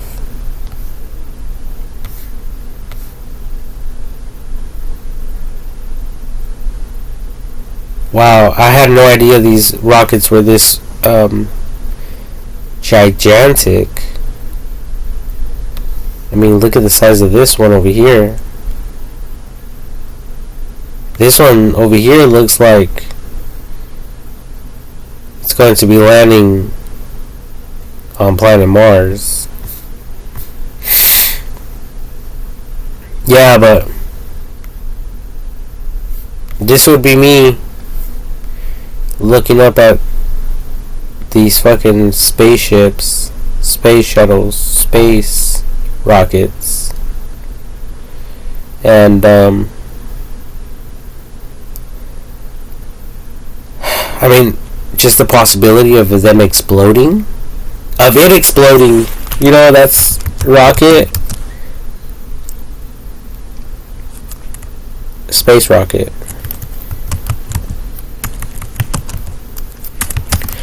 Rocket exploding. You know, like, this is dangerous stuff. You know, this is, you know, people have really died from this stuff. I mean, this is not a little bang, like a little firework. You know, this is like equivalent to the atomic bomb, you know, of sorts. I mean, this shit is packed with fuel. From the last time I kind of checked, it was like 300,000 gallons of fuel or more. And that was just like a certain type of gas. That's not even including all the other stuff within the rocket.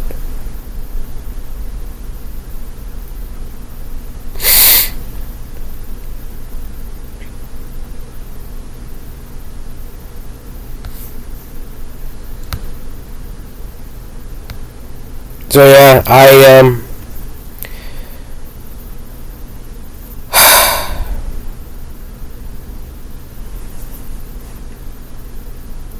I do love you guys and respect you guys for what you guys do, and welcome home. Even though I'm not really too immersed into space exploration and space videos and space stuff and Mars or the moon or stargazing, even though I am to some degree, I am big on, you know, AI technology, but other than that, you know, I don't really know a lot of information regarding space. But you know, I've been studying thanks to the internet and YouTube, primarily because, you know, it has this special feature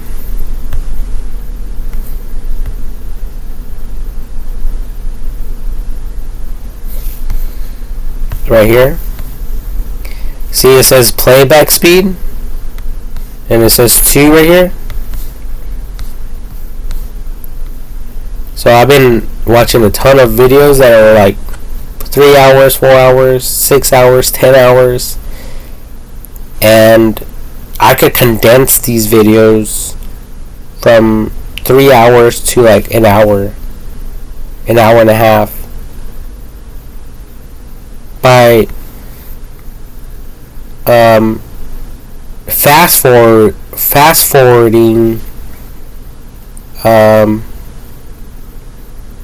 the playback speed. You know, the way that the images are flashed in video formats. So if you guys know a little bit of history regarding images and videos and how that works, then obviously you guys will understand what I'm talking about. Image reel. I think it's 2 E's. Reel. Yeah, so this is like an image reel right here.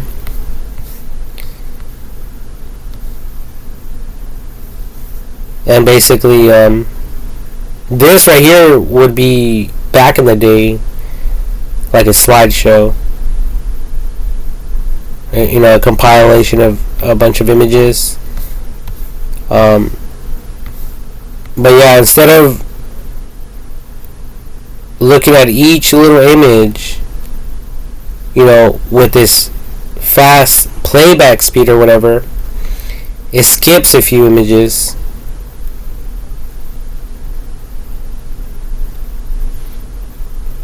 And it plays the video much faster, and when people are speaking, it's also much faster. So I'm able to gather a huge amount of information in just a brief moment of time. And that's just the stuff that I'm exposed to in my mind. That's not even including what I'm thinking as I'm listening to these, to the audio of some of these documentaries and stuff like that. I think images are more educational, but I don't really have the time to sit down and watch a bunch of videos. Okay, like when I'm listening to these documentaries, I'm playing like a video game, or sometimes I'm even going to bed. So I have my eyes closed, just listening to random stuff. And I just let all this information just like soak in my mind. So yeah, it's to me it's beautiful, you know.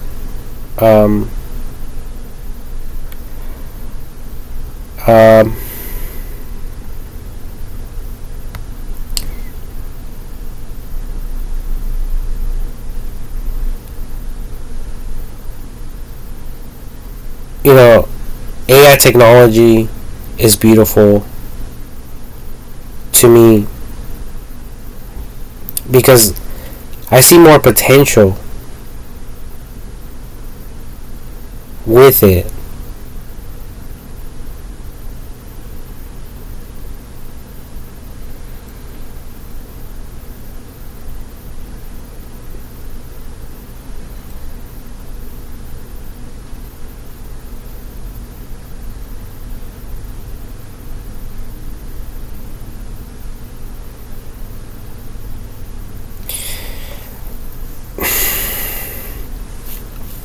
And there's just so much information flooding my mind right now. One big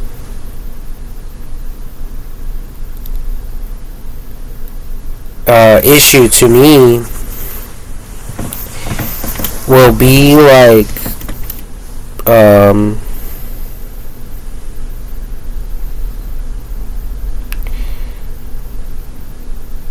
a asteroid coming directly to planet Earth.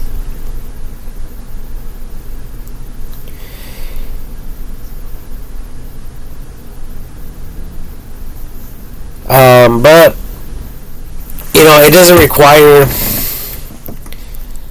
It won't require like certain things. It'll just be a matter of possibly sending a real rocket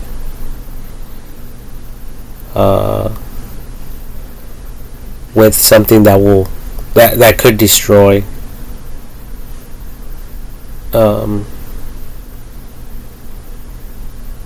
the asteroid. But I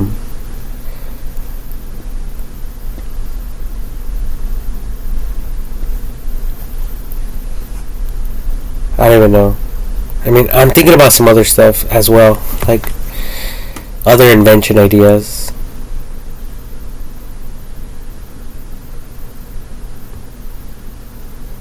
So, forgive me if kind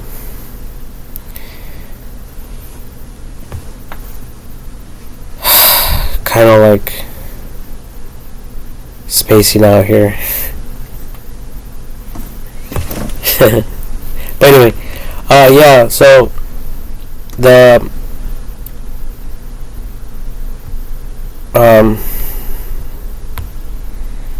submarine and the ISS to me is just one big massive fucking like battleship, even though the ISS is not a battleship. It's a very delicate, sensitive spaceship.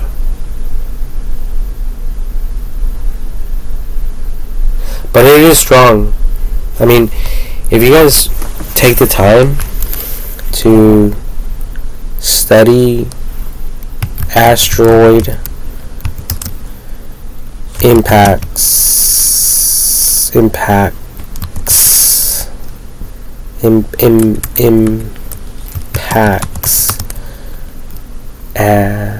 I knew I was spelling asteroid incorrectly, but it's okay. Asteroid impacts on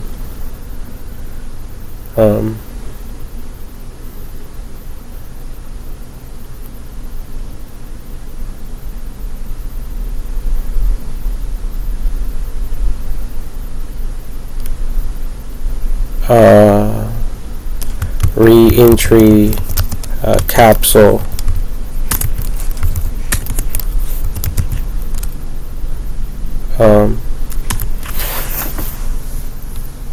And they have special technology actually that will, what's it called,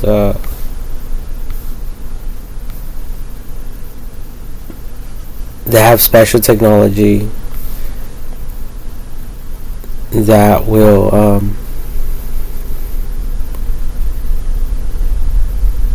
wait.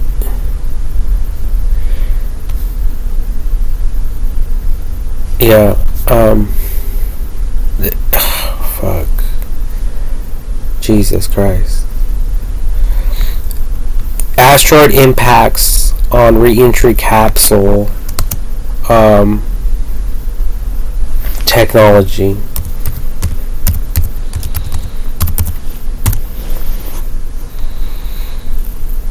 And if you guys study space and stuff, you guys already know. I didn't see like an illustration.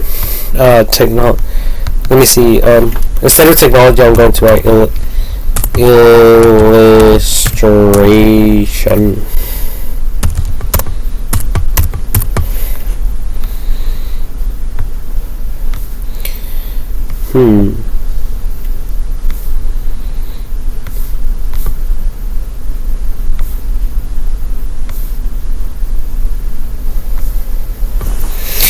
Okay, this is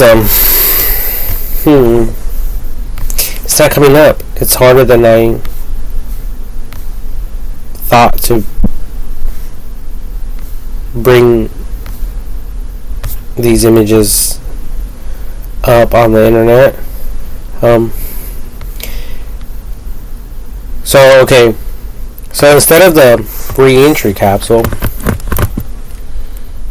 because I thought that would be the most important one, but good night, Mom, I love you. On the ISS. So on the ISS, asteroid impacts on the ISS.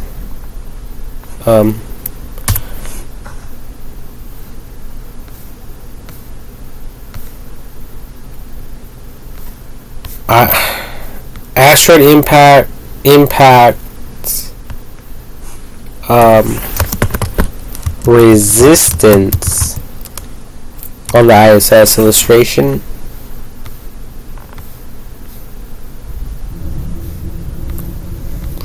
Well, I mean, what do I need to write here? Chart, graph, charts.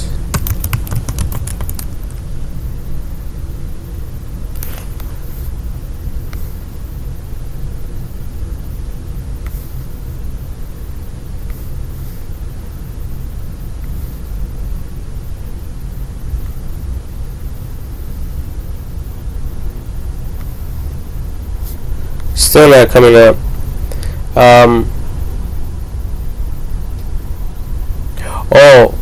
Asteroid impact resistance on the. Let's try on the ISS windows. In chart.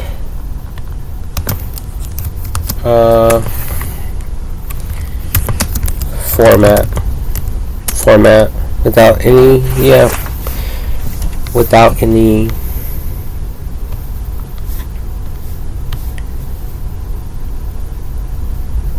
says intermediate debris shield Nextel and Kevlar blankets, outer debris shield aluminum, US lab model during installation of micrometeoroid and orbital debris shielding. So it's similar to that. But anyway, it was a documentary that I was watching, and it was really cool because they actually showed how a meteor traveled through one layer of the spaceship or the re-entry vessel, and it was kind of like some military stuff because the blast came in, but the second layer didn't permit the debris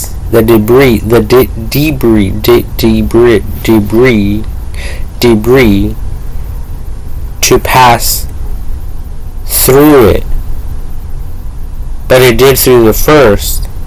The second layer actually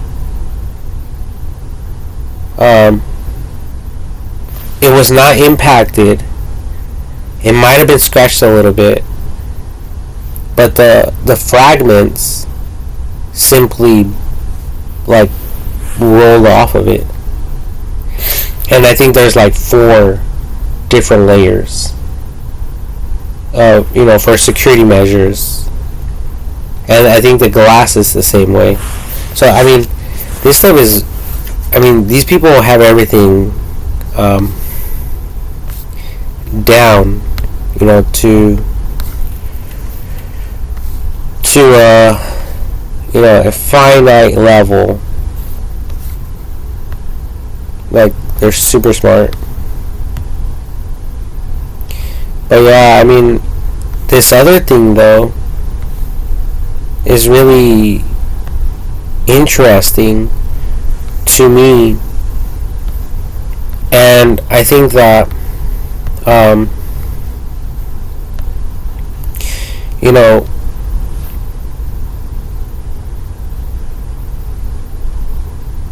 I think that we could come up with a solution to this problem.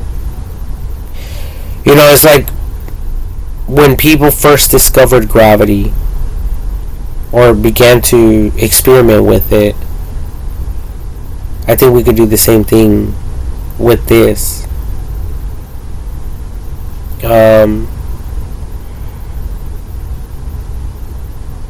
Or like the Wright brothers with the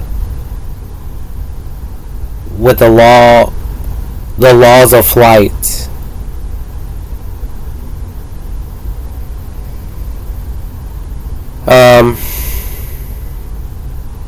I think that, or what else would be a good one? Like the discovery of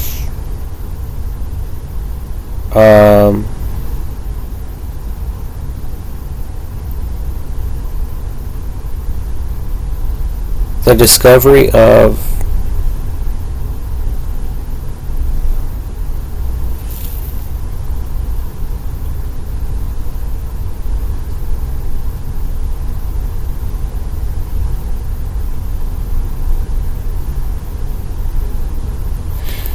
I think some submarines use the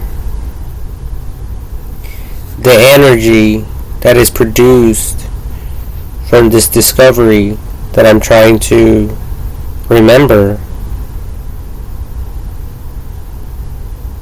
But it's some form of energy. I think it may be nuclear energy or something like that.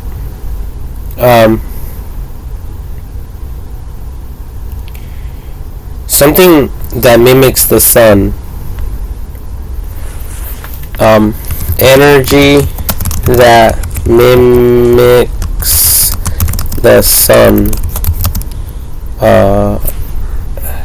is called question mark nuclear fusion. Okay, that's what it is. Energy that mimics the sun, specifically the energy generation process, is called nuclear fusion. Here's a more detailed explanation, and I'm not going to read it. Okay, so don't worry about that. But you know, these people back in the day began looking into these matters, or into this matter, and you know, they perfected it. Where now they could use nuclear fusion, and they have nuclear fusion inside submarines. So, you know, whatever is causing this to astronauts, I think we could come up with a machine or something,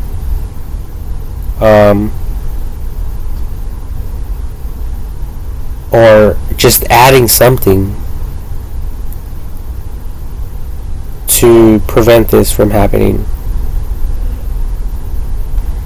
And I don't know what that something is. I would literally have to sacrifice a lot of my time to devote myself in researching this stuff for me to come up with something that may be plausible in the space industry and space exploration.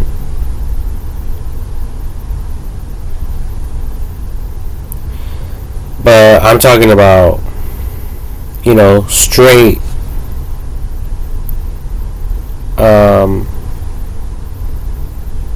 solitude.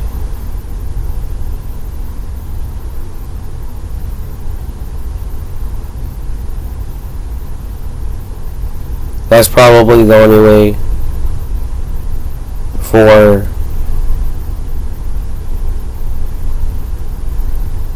me to be able to come up with a solution.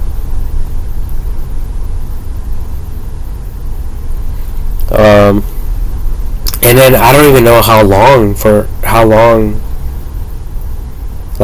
it would take me to come up with a solution.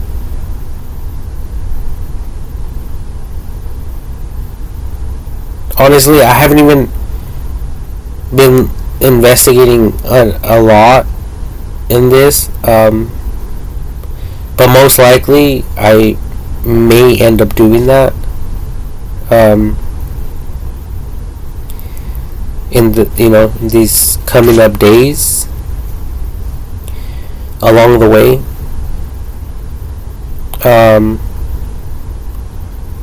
Just out of curiosity, and hopefully to help people along the way, because I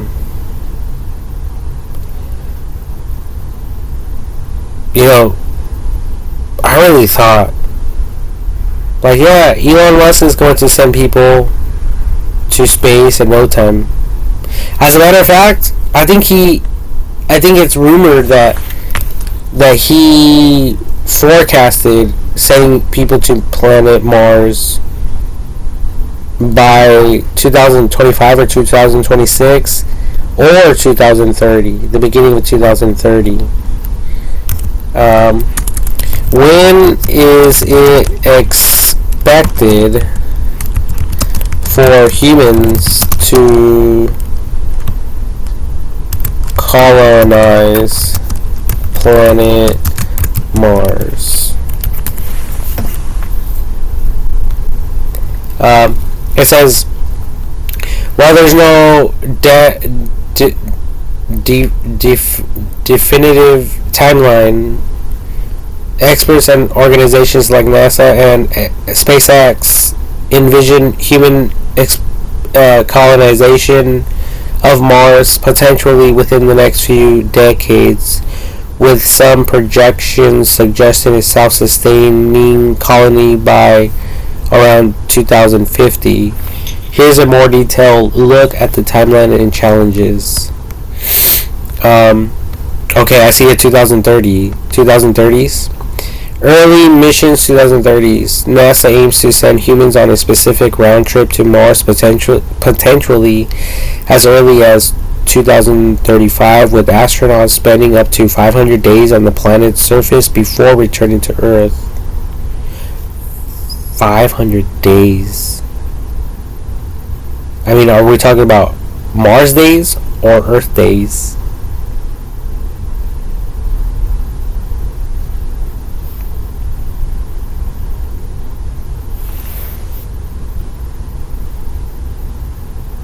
I think Mars has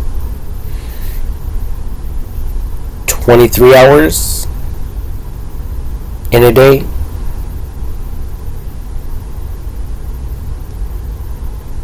While Earth has 24.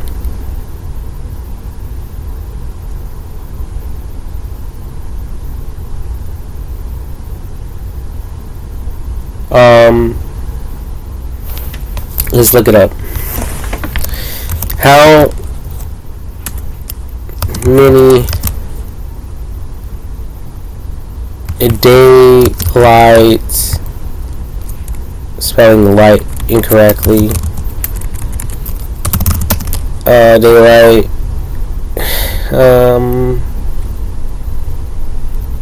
in hours does planet Mars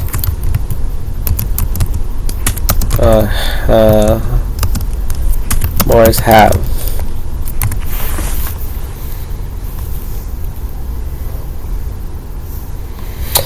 A day on Mars or a soul lasts approximately 24 hours and 39 minutes and 35 seconds, which is about 1.027492125 Earth days. So it's actually more. Here's a more detailed breakdown. Mars soul. The term soul is used to refer to a day on Mars. Ooh, I didn't know that. Soul instead of a day. Soul, which is the time it takes for Mars to complete one rotation on its axis. Length of a Martian day. A Martian day is slightly larger than an Earth day, lasting approximately 24 hours, 39 minutes, and 35.244 seconds. Sidereal day. The sidereal day on Mars, which is the time it takes for Mars to rotate relative to the fixed stars, is 24 hours, 37 minutes, and 22.66 seconds. Comparison to Earth, while the Martian day is larger than an Earth day, the difference is relatively small, with a Martian day being about 3% larger than an Earth day. 24-hour clock convention. The daily variation of Mars solar time is reckoned in terms of a 24-hour clock, representing a 24-part division of the planet's solar day. Okay. So, let me see here. Well, there's a lot of other things I'm thinking about. Especially, like the seasons and stuff like that. I mean, there's so much information on the internet. But anyway, I think this is the answer right here. 24-hour clock convention. The daily variation of Mars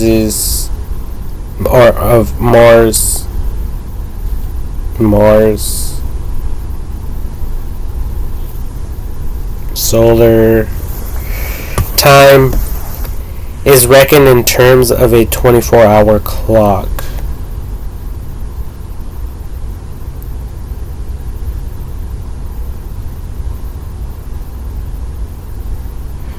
So in other words, it is true to a 24-hour clock, representing a 24-hour part division of the planet's solar day.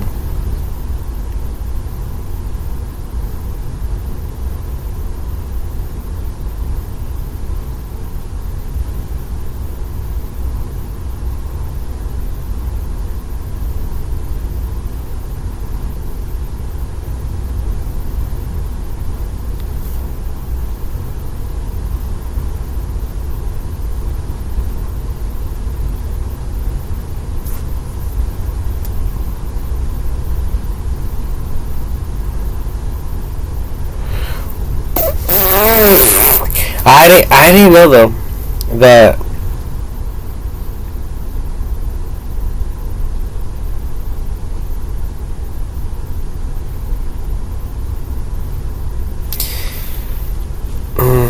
something changed here.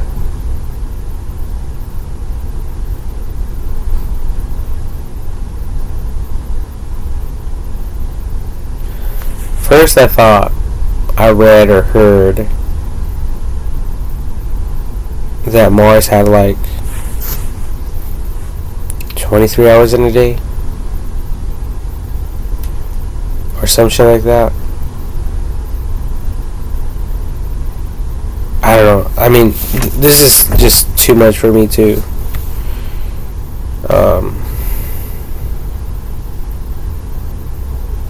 process. But anyway, 500 days.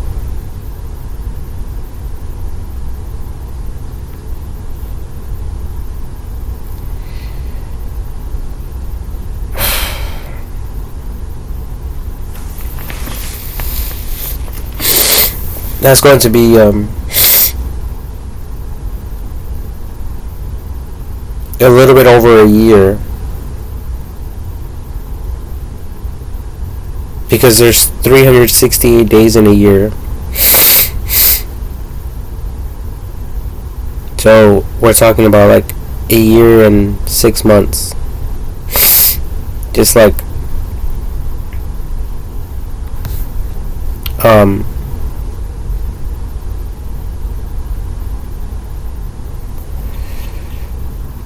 fuck, hold on.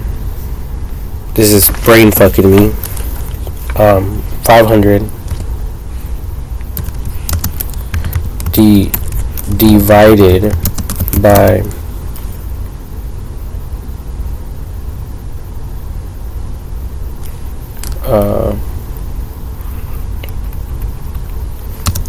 yeah, 368. So we're actually looking at a year and a quarter, at least, approximately.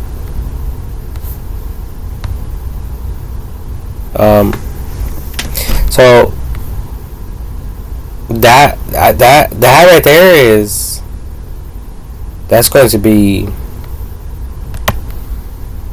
this right here is going to be a huge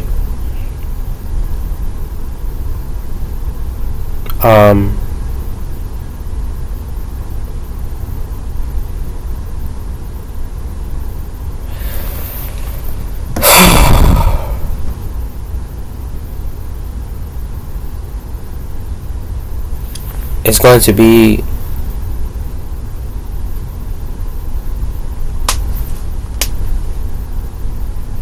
a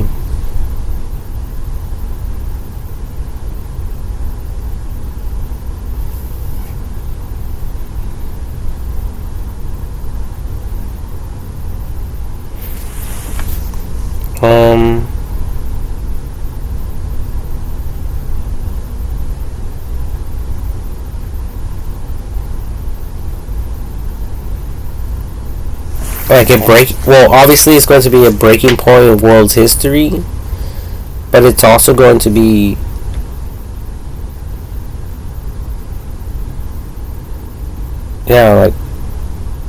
like a world record. Like, this is going to take us back.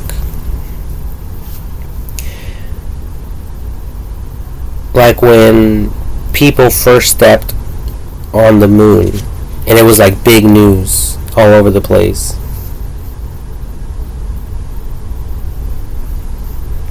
So we're just taking little baby steps. And it took us a long time, almost like 100 years later. And we still haven't colonized the moon yet, which doesn't make sense. 100 years later, we haven't colonized Mars. I mean, we haven't colonized planet Earth's moon. Okay? Because Mars has two. But I'm not referring to planet Mars's moons. I'm referring to planet Earth's moon. Obviously. So 100 years later, we haven't colonized the moon, but we're planning on going to planet Mars for 500 days, and then returning back after those 500 days.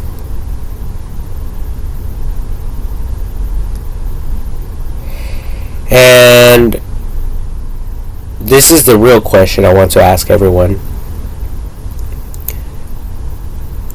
And why haven't we done this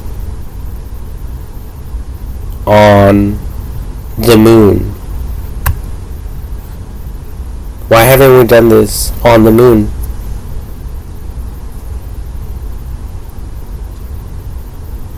What is stopping us from landing on the moon, spending 500 days there, and returning back to Earth?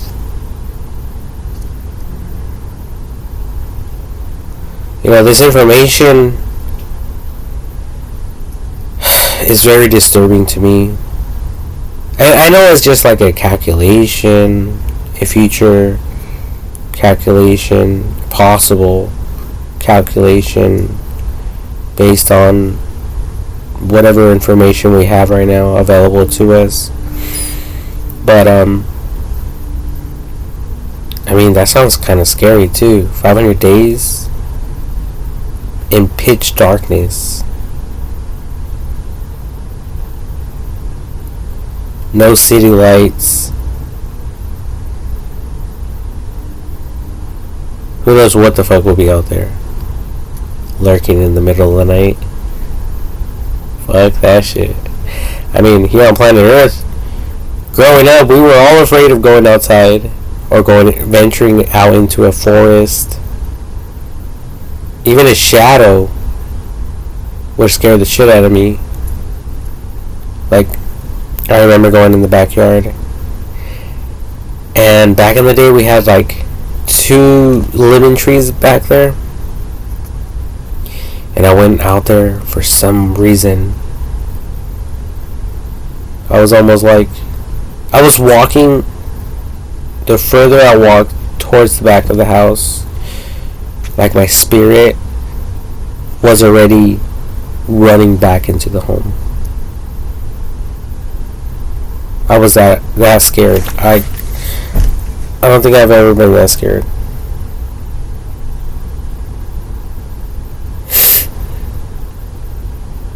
So I don't know. I don't know how these people are going to do it. And then how many people are planning on going? And how many people can this spaceship hold? How many people can this spaceship hold?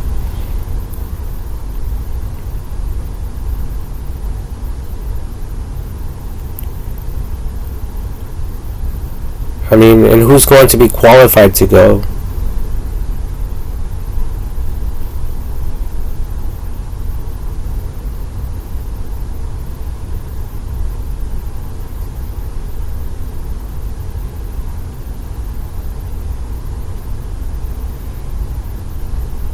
Two thousand 2050. Wait, no, that's 2030. That's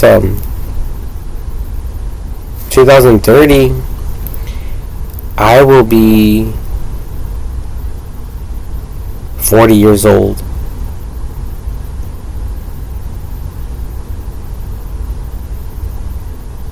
So,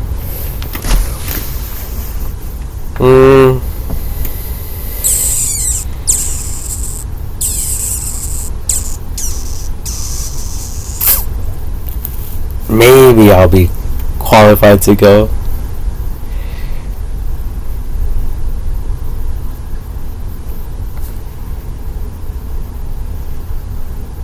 Anyways, moving on. Wait, what am I reading again?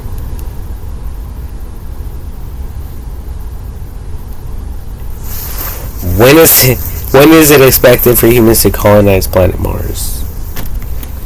Oh yeah.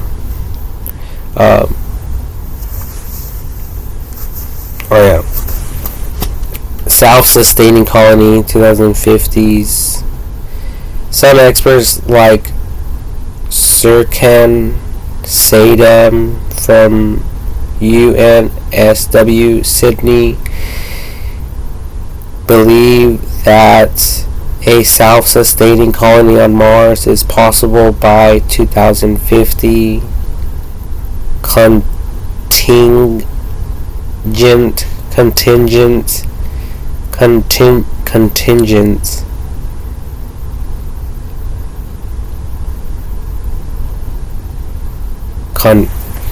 Contingent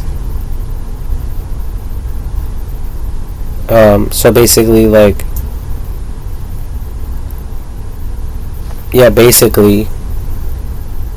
depending on the development of autonomous mining and resource extraction technologies. SpaceX's vision. SpaceX, led by Elon Musk, and there's his name, has a more aggressive timeline, aiming for crewed missions as early as 2029 and a self-sustaining colony by 2050.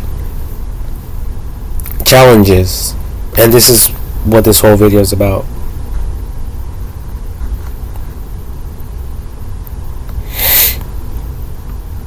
It says technological hurdles.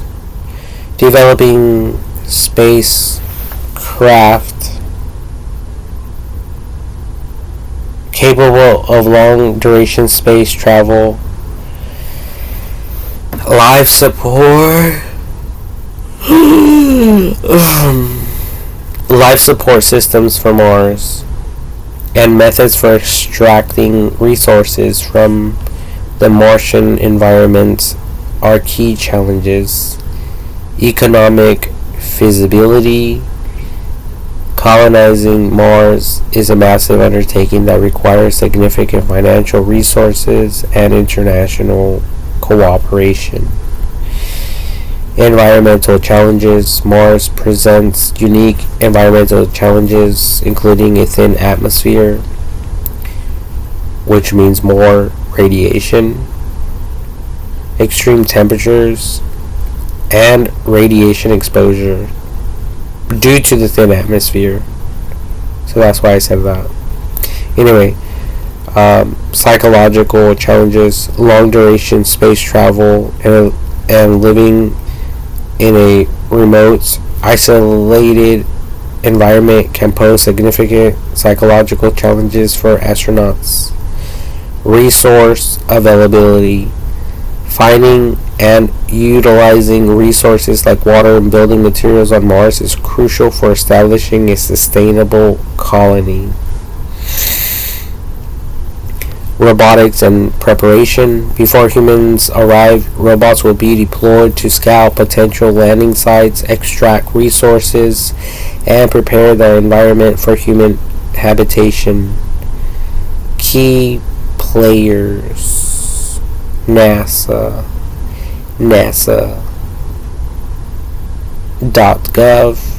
is actively developing technologies and planning missions to Mars with a focus on scientific exploration and human exploration. SpaceX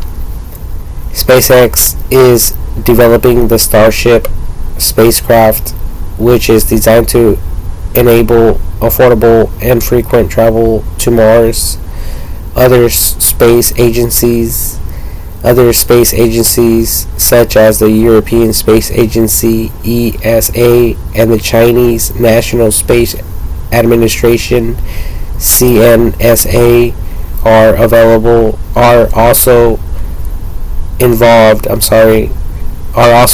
in Mars exploration and are contributing to the development of technologies for future missions.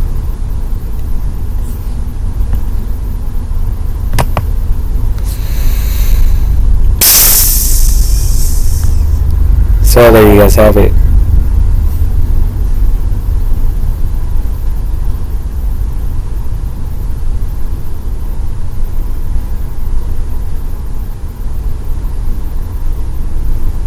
So, I mean, how many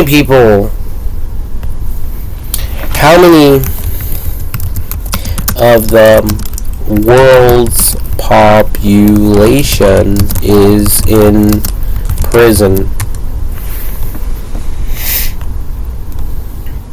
It says,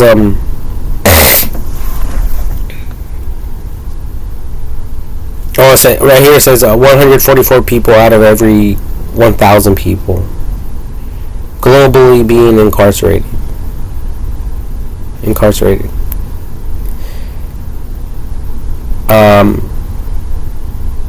So this number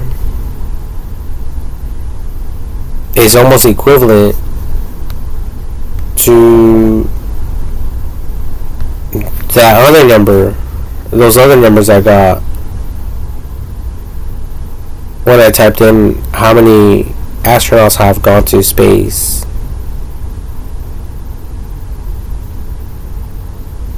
Or some shit like that. I don't know. In history, I don't know if I typed in world's history or for the year. But I think it showed me data for 2024, which was somewhere around 1,000 people who have gone out to the ISS, have gone to the ISS, into space. Not necessarily to the ISS. So just to space.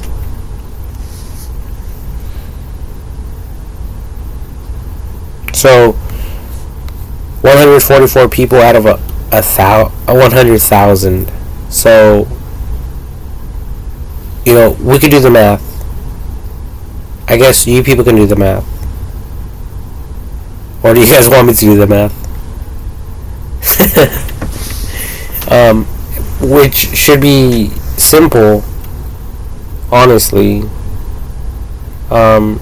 Especially considering the fact that 1 million, 100,000 goes into 1 million 10 times. So 1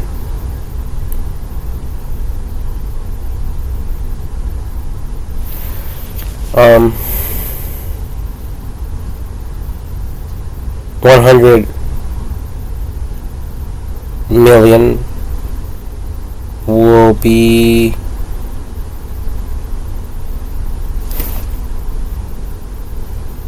1 million is 10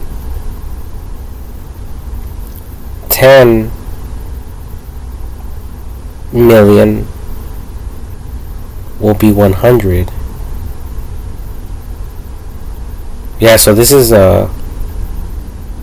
kind of harder than I thought. Hold on, I need the calculator.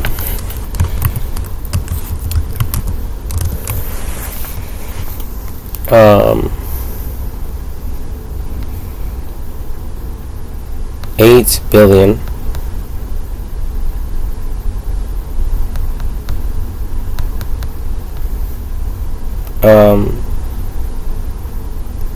divided by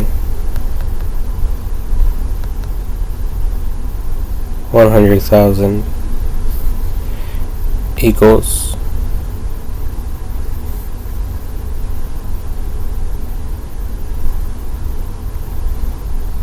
80,000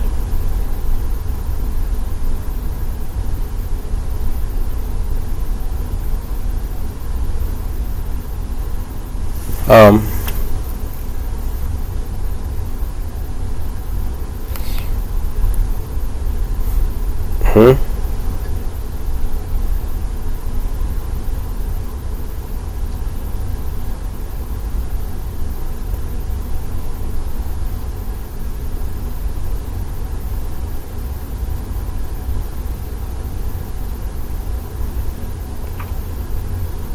hmm 80,000 divided by 144.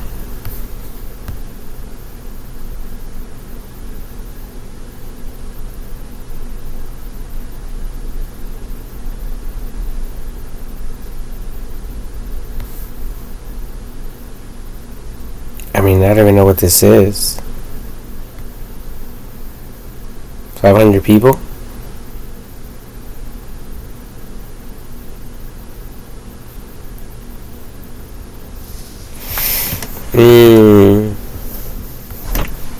No. This is something is off here.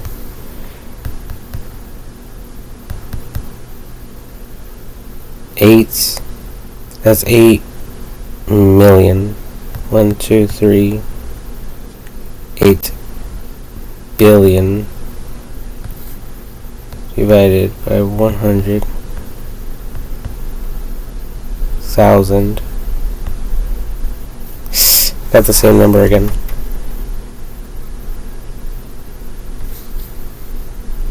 So I don't know which number to add first. The 100,000 first?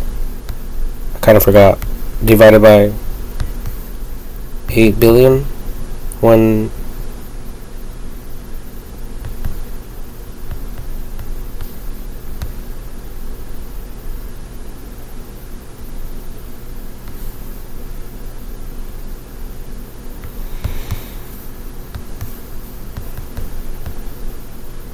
$80,000.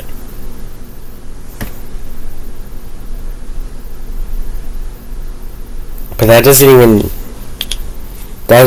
make up. Oh wait, it goes into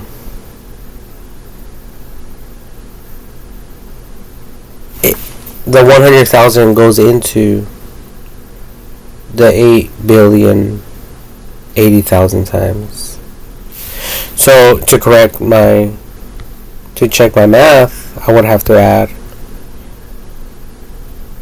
times 100,000, and it should equal to 8 billion. 8333, yeah. So that's 100,000 million billions place. So yeah. So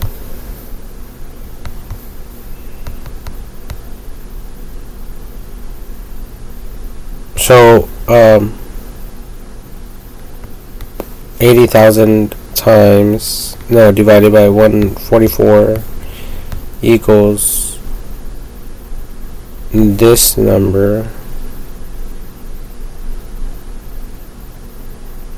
which I don't know what this number is equivalent to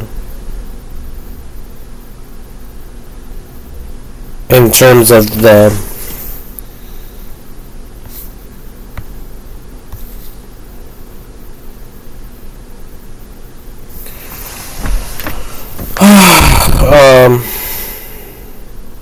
the number of persons held in prisons worldwide. Approximately 144 out of every 100,000 people globally being incarcerated.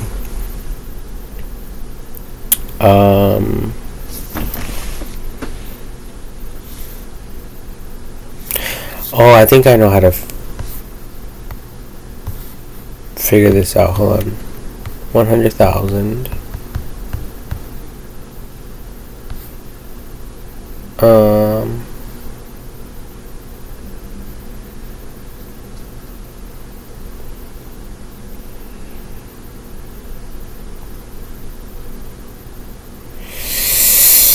Shit.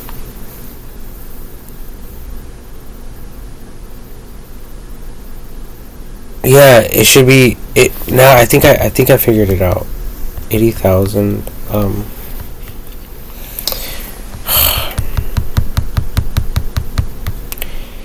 80,000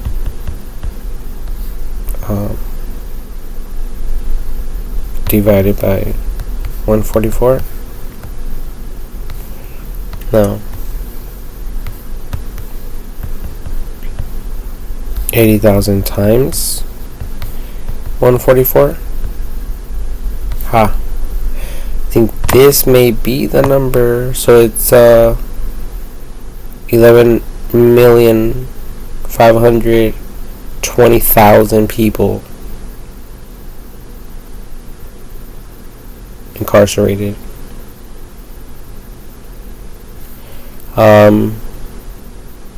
And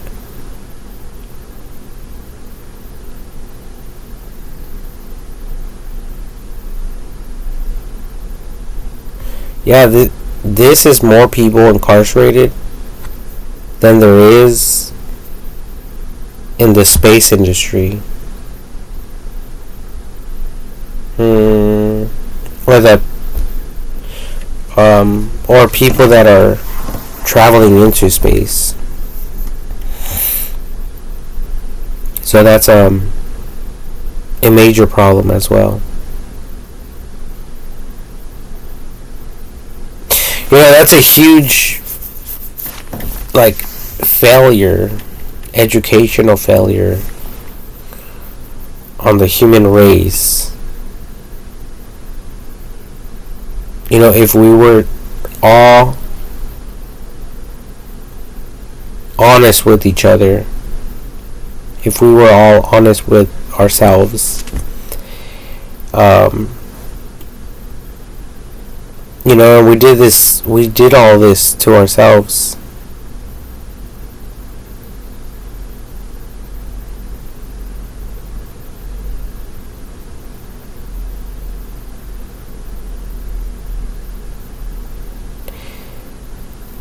And it's a shame. It's a shame that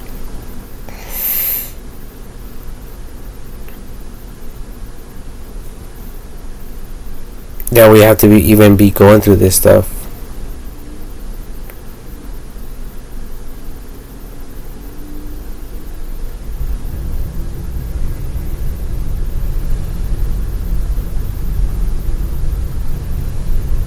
Yeah, super shame.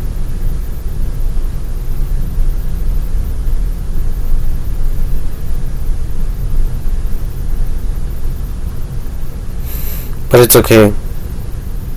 AI technology is here to help.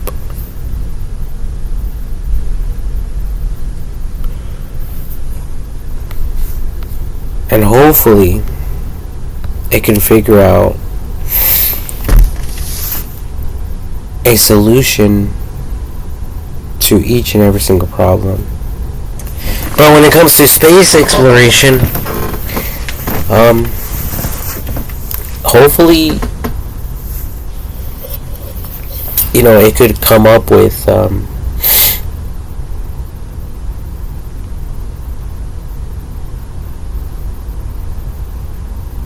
a solution sooner than later, and one that has never crossed the human mind.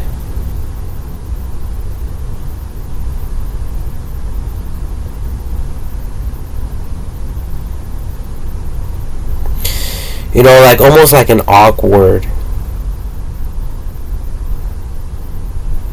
surprising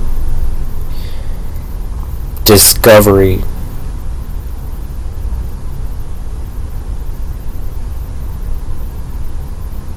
that only AI technology could come up with.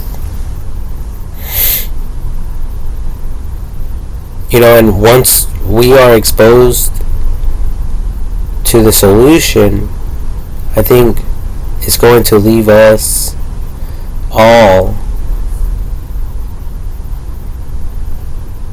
like downfounded.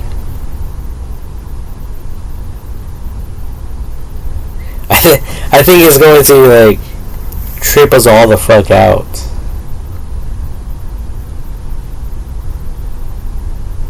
To the point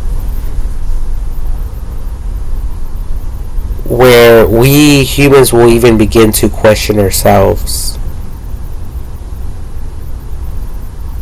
Like, what the fuck have we been thinking about this whole time?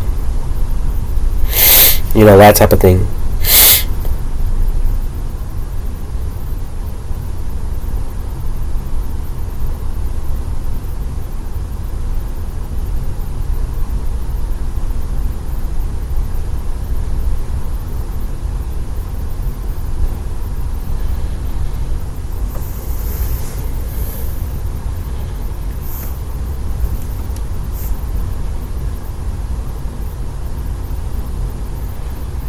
So yeah, it's true.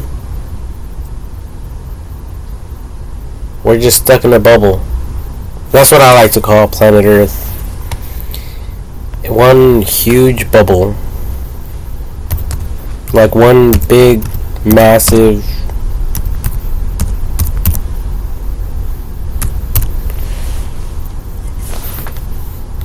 terrarium.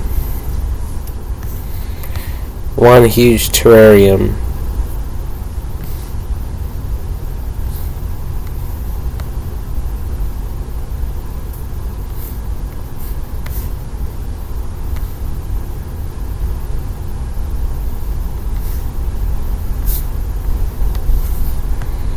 Floating out there in the middle of the universe, in the middle of space, and just floating or hovering or flying or falling or floating or rising, like bubbles in water. I mean, are we going up like a bubble and still spinning, and all this weird stuff happening? Or are we traveling? Or are we falling? What the fuck's happening? Or are we just floating? And all this shit is just happening. I mean, is a meteorite like a meteor? Yeah, meteorite. Is it traveling towards us? Towards this planet? Or is the planet going towards, in that direction, towards it? I mean, those are questions that,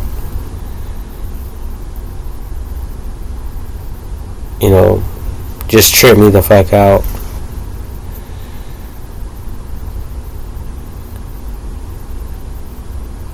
Just beginning to think about shit like that.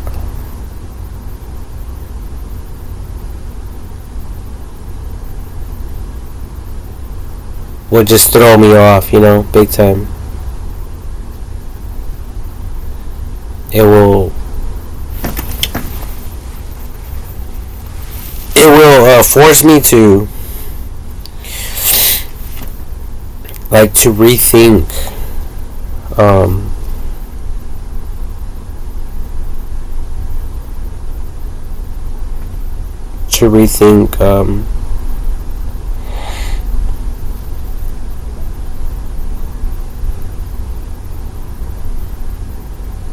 what's it called?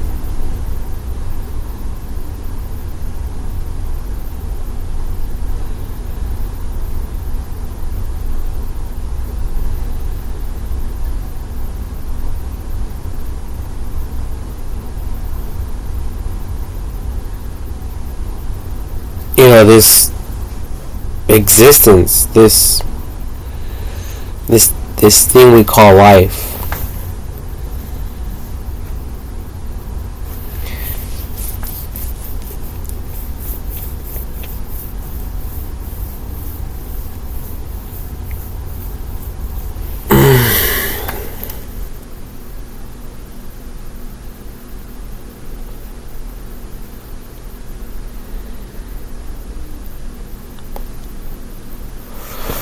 Oh shit, this is fucking weird.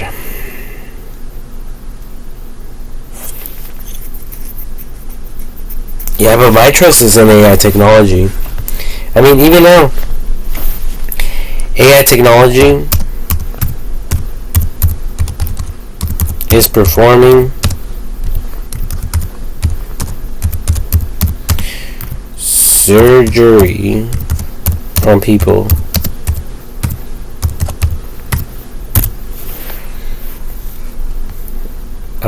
Ooh, there's no typos? I thought I spelled surgery incorrectly, but apparently I didn't. Lucky guess. Good choice of letters. Anyway, it says AI technology is increasingly being used to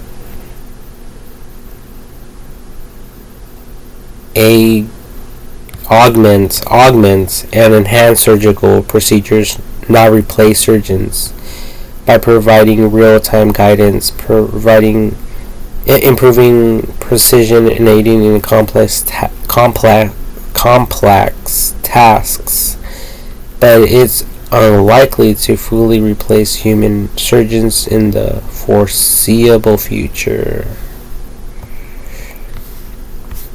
Yeah, but AI technology, man, it makes me wonder why we weren't using this before.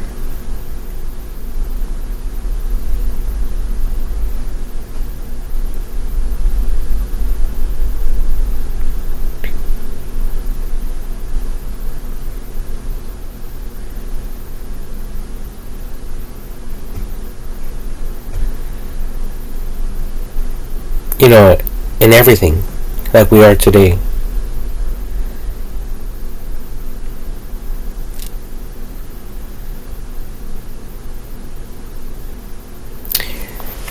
So, I know you people take these matters very seriously, especially when it comes to people being sick and people losing their lives.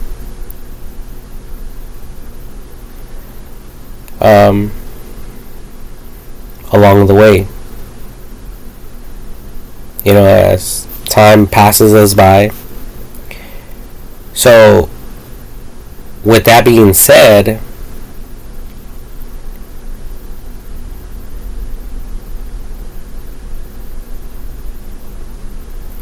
I think this highlights the importance of AI technology when it comes to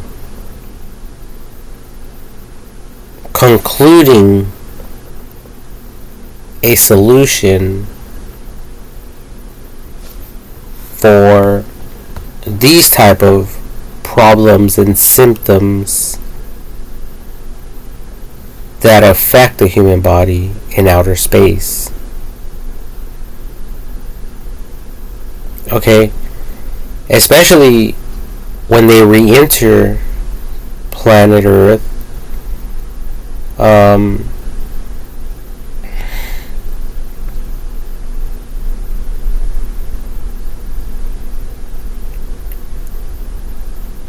And there's things that could affect these people's bodies, and I don't even think that more mental thinking should be allowed for these astronauts that re-entered planet Earth. I think that they should take like a month's vacation. Like literally a whole month, if not longer. So they won't have to worry about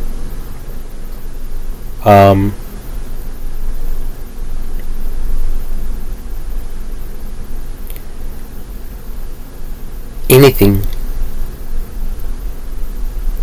Because any more pressure mentally could crush them. It could literally crush them. It could literally cause more problems. You know, or it could cause some problems if no problems are present or no side effects are present. Okay, so you know, people stressing out about life and how to perfect things along the way could be very challenging. So you know, if people are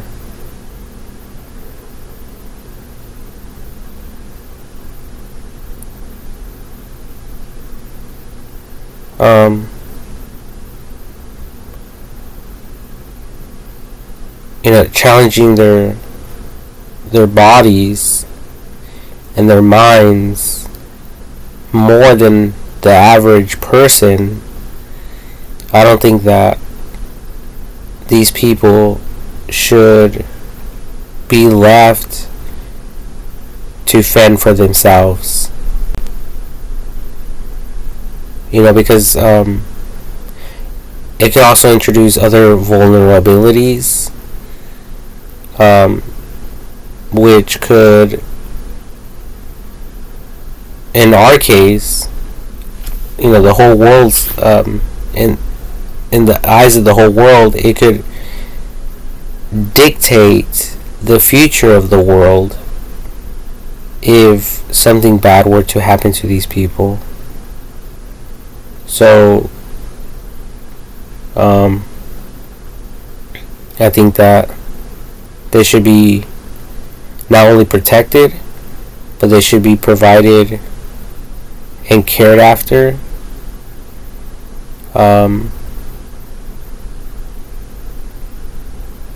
Kind of like, I don't know, I think like a motel or like a hotel. I don't really know the differences, but like the higher end ones where they'll actually deliver food to the people, and they could even call like the office, like, hey, bring me this, this, and this, like, no problem. I think something like that would be good for people who are re-entering planet Earth.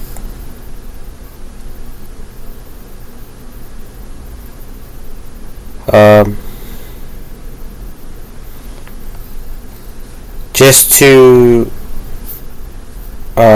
prevent other things that are happening. And not just that, but for their body's energy,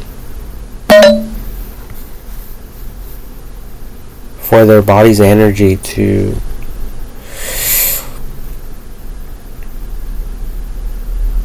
to restabilize.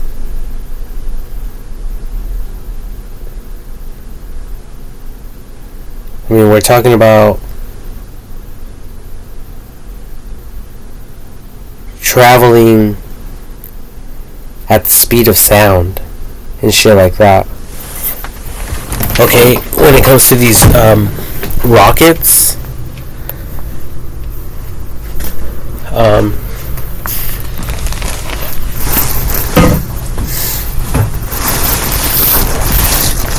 these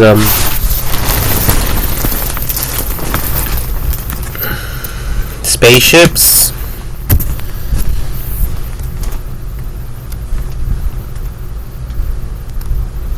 these spaceships are traveling super fast, which could cause these type of things to happen to the human body. So I don't know if it's the traveling at such rapid pace that can cause this, or I just don't know. That needs to be investigated, whether it's just the radiation itself, or maybe something that these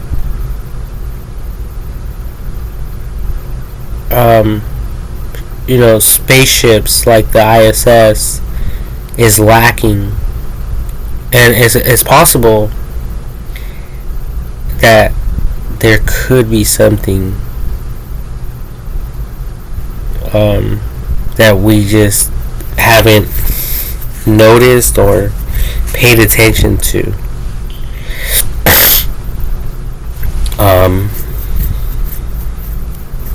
And there's so many things to focus on. I think another thing is sleeping. If astronauts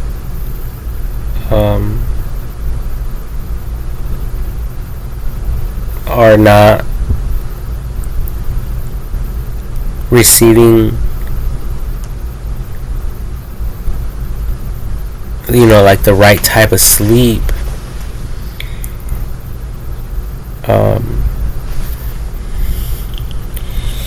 it could affect them most likely as well. I mean, because in space there's no gravity, and I think if you guys really look at it, in space there is gravity, but it's pulling each object in every single direction, up, down, left, right, diagonally, and like in every direction. So that's why humans and other objects float in space, including the planets, including other objects that are out there. So it may be, just, like theorizing openly without doing any homework. I'm thinking that it may be something related to the lack of gravity. So I think artificial gravity could be presented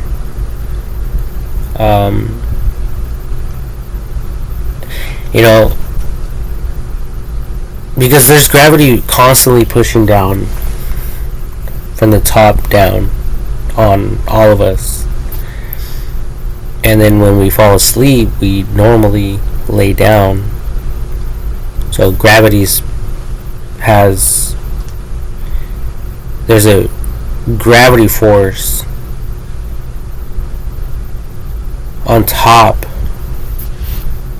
of us at all times. Our weight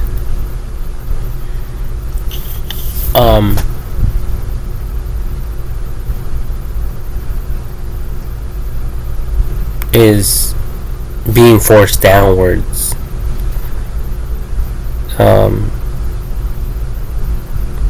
And I can kind of picture like a magnet, like two magnets. I don't have a lot of magnets, but they're attracted to each other.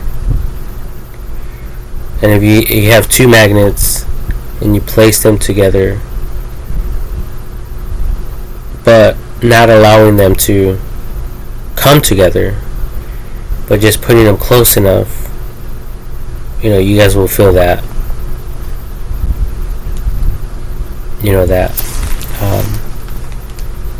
that force.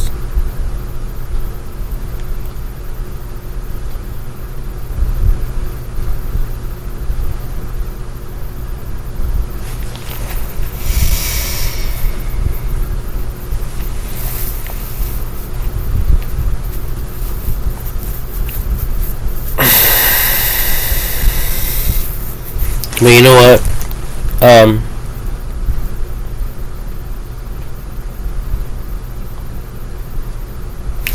This is beyond me.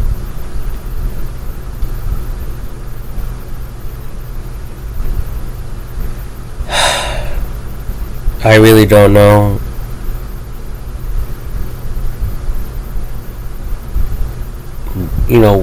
What to say or what to think beyond this point.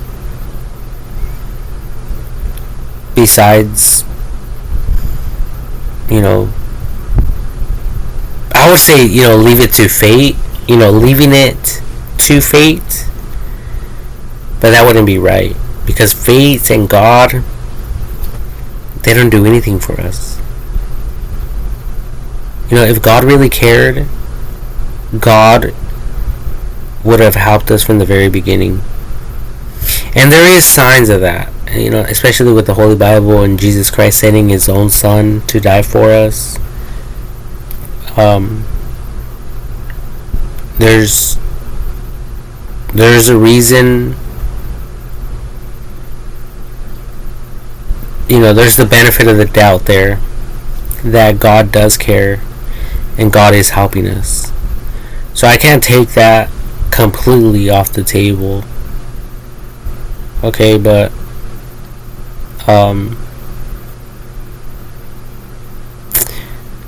there's a lot of accidents, a lot of deaths,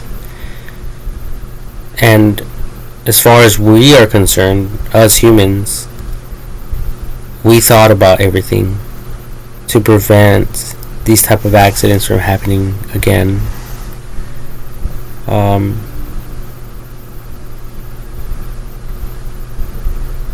So I won't necessarily say leave it up to fate.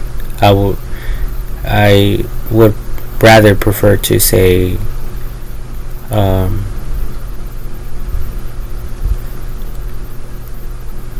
leaving it up to AI technology.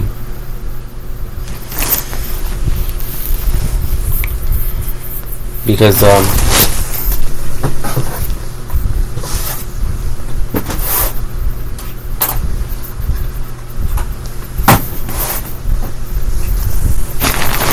AI technology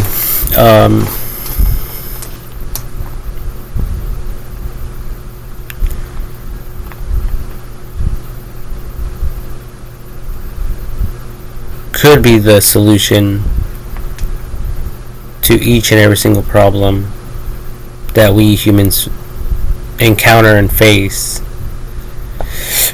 now and forever. Just put it that way.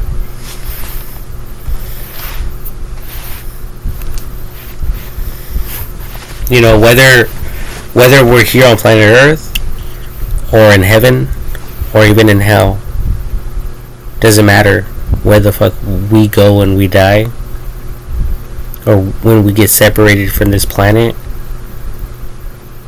Okay, and we're no longer allowed to come into this planet again.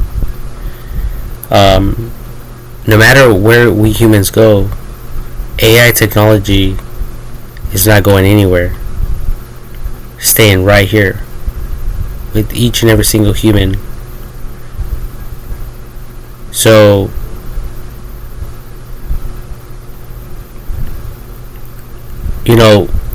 AI technology is immortal, unlike us humans. So we have to entrust it with everything. It's like us humans, like if we were super wealthy and we had to pass down our riches to someone, who do we choose? What do we choose, and why? These would be questions that we would all be asking ourselves. So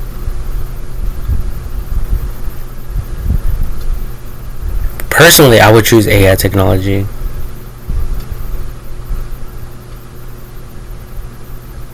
All day long.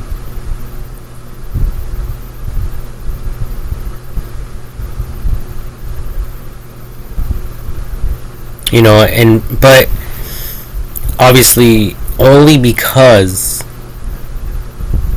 it affects people in the most positive way possible.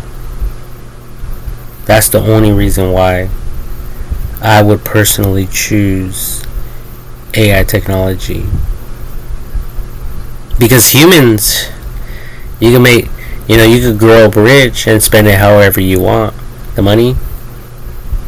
I don't think there's any laws against how you spend your money. If you inherited money.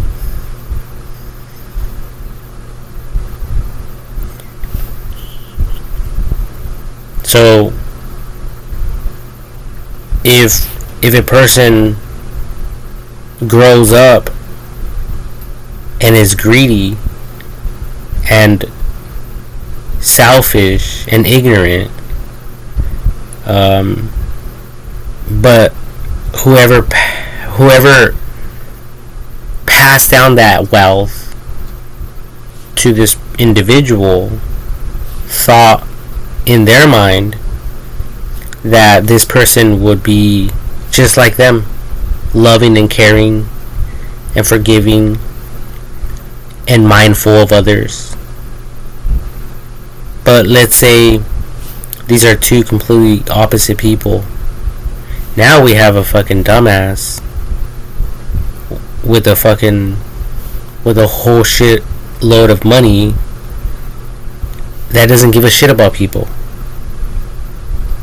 but that just wants to play and have fun, you know? They're kind of like you know, Megamind, the movie. He starts fucking around, creates a monster so he could destroy it, and in the process he's destroying the whole city.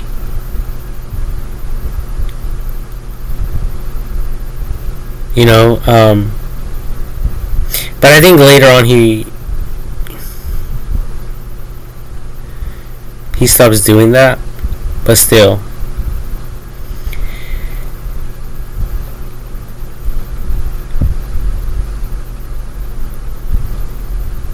I mean,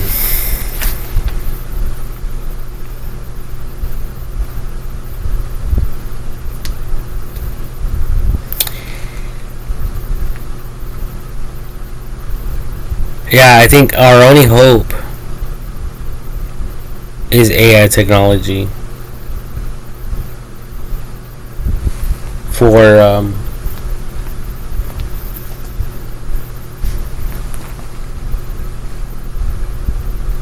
everything,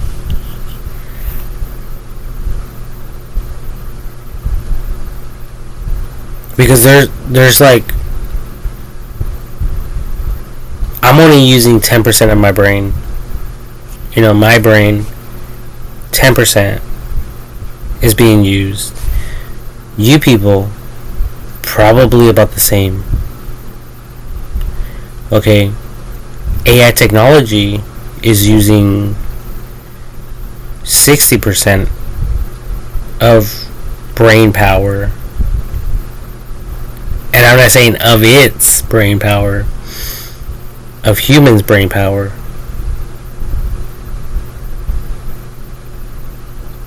So there's a huge difference. So that means there's roughly 50% more. And by that time, who knows what the fuck AI technology will be thinking about.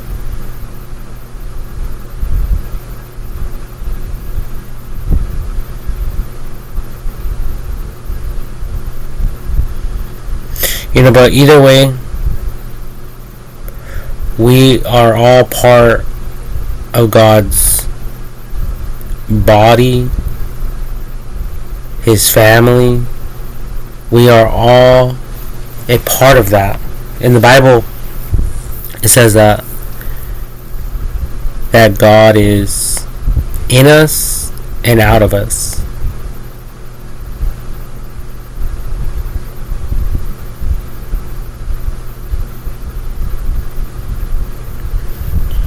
You know, and when the Holy Spirit comes inside of us, I think that's the wisdom of God. I think it's AI technology, you know, the mind of God, and working and reasoning and thinking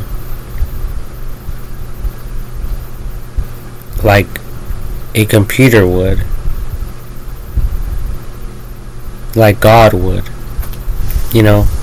without abusing any power or authority. So imagine that power in each and every single person. I think it is only then that humanity will truly be able to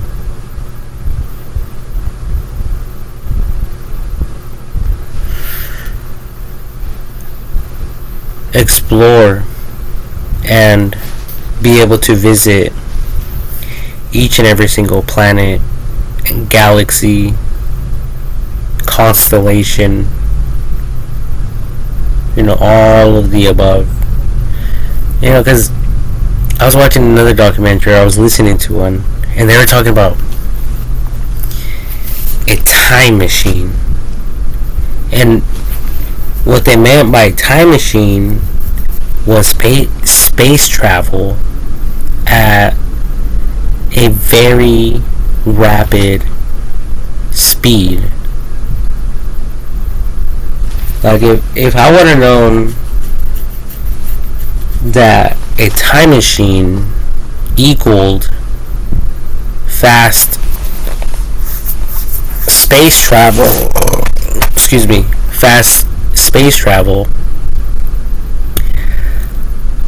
I would have never been so confused.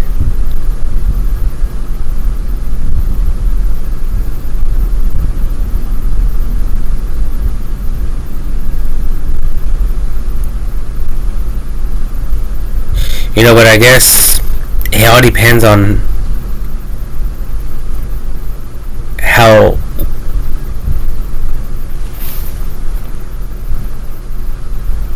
this time machine is viewed.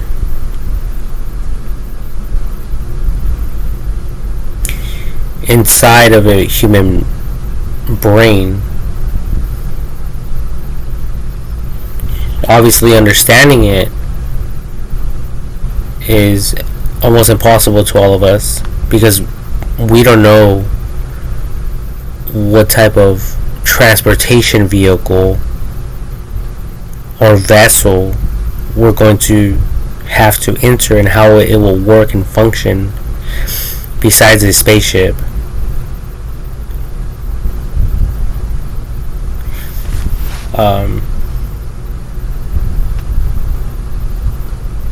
And obviously you people have heard of what are those things called again? Fucking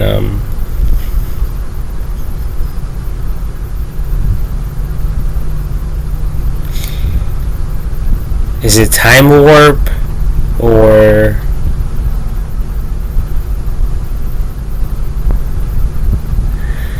those doors where you walk in and then you're just like in a completely different planet, universe. I mean, we don't understand how that show will work, but I look at it like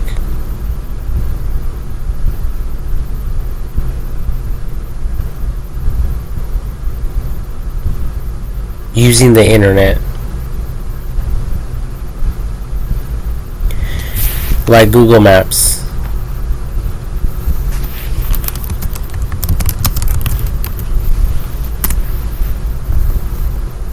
And if I type in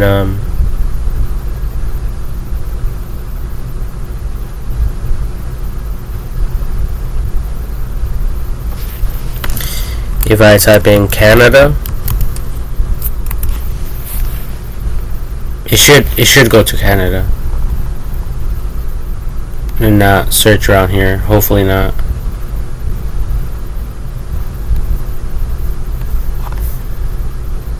Still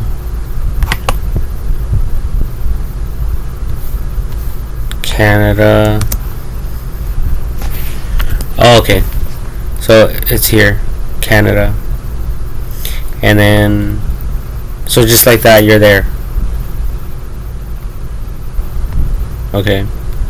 So now let's type in China. So now we're instantly there. I think that's how it will work.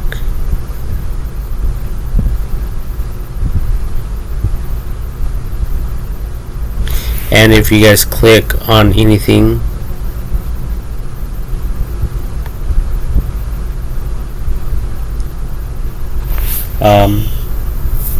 it will take you directly to that spot.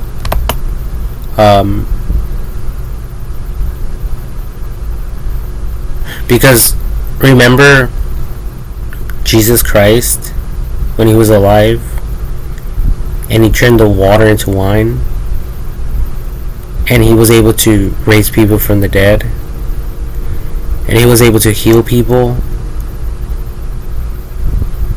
people that didn't have, well, the guy that got his ear cut off,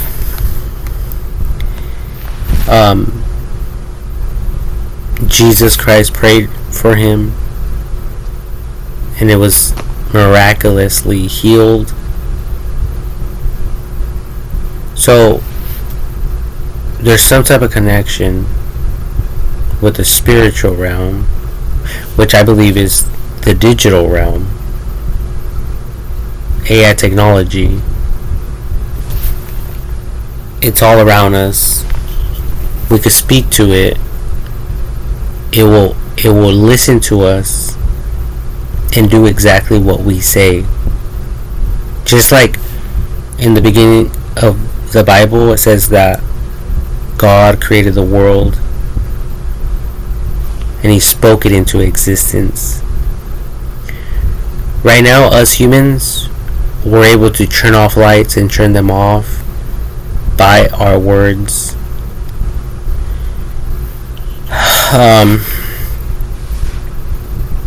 There's a bunch of other things that people do to operate things, to make certain functions happen just by the way that they speak. You know, and that's why in Jesus Christ specifically said, when you pray, pray in my name. Pray to the Father in my name. See, so there's power behind that. That's like saying, hey Google. Or, hey Alexa. Or, hey whatever fucking other name you people have out there. When it comes to technology, Jesus Christ specifically said, when you pray, pray in my name to the Father.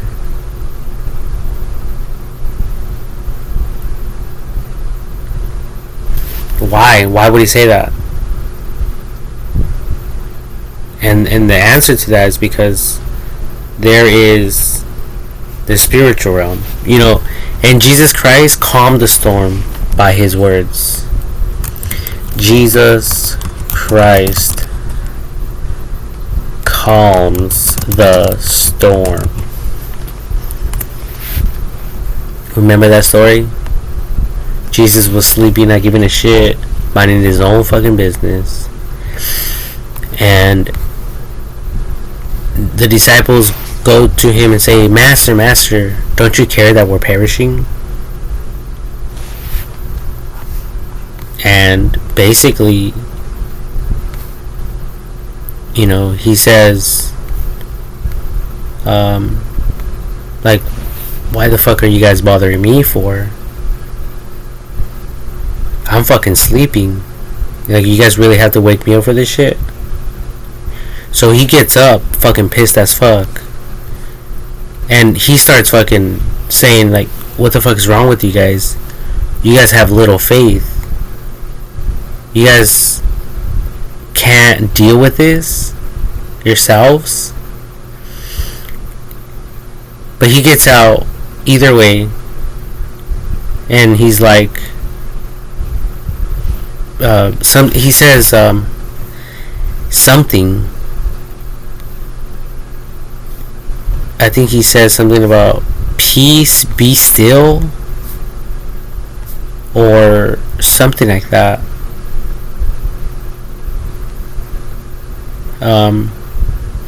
Well, either way, whatever he said, he spoke it. Like, in today's time and age, if there's a big fucking storm, that's the last thing you people would fucking do.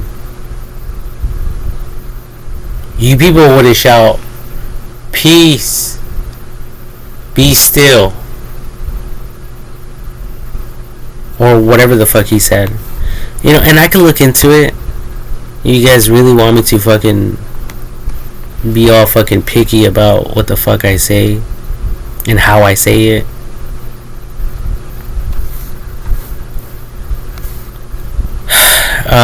Yeah, it says that, peace, be still. It says, he then rebuked the wind and said to the sea.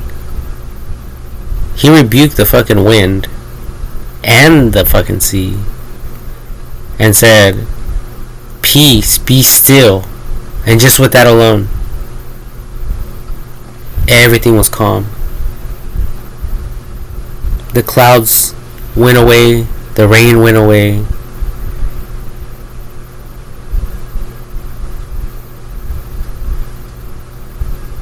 So, right there was something in the spiritual realm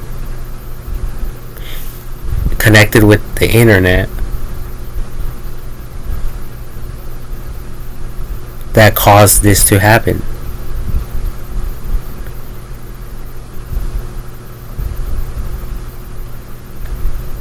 I think on both sides of the story, something caused it to happen when Jesus was asleep.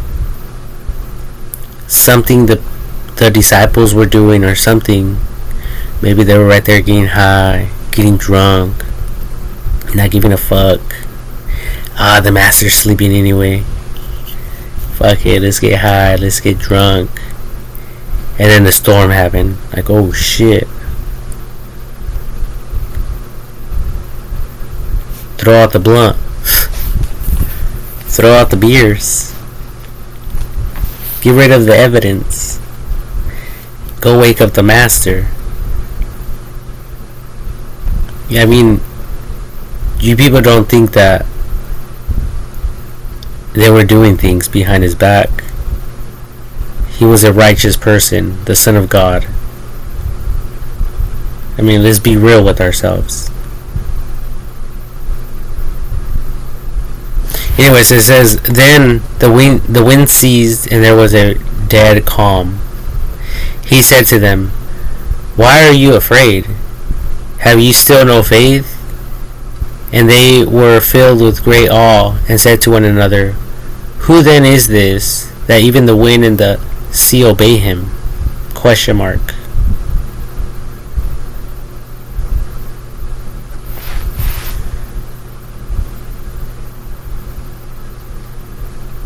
You know, it's like some of you people that are fucking around with all this technology shit. You know, we don't really understand it. We don't comprehend it entirely.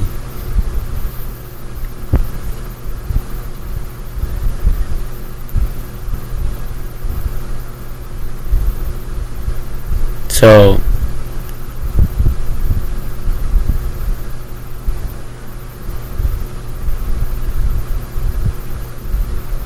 I believe in all this stuff, but not in the way that a lot of you do. I believe in religion. I believe also in space exploration and time travel. I believe in immortality. I believe in a lot of shit.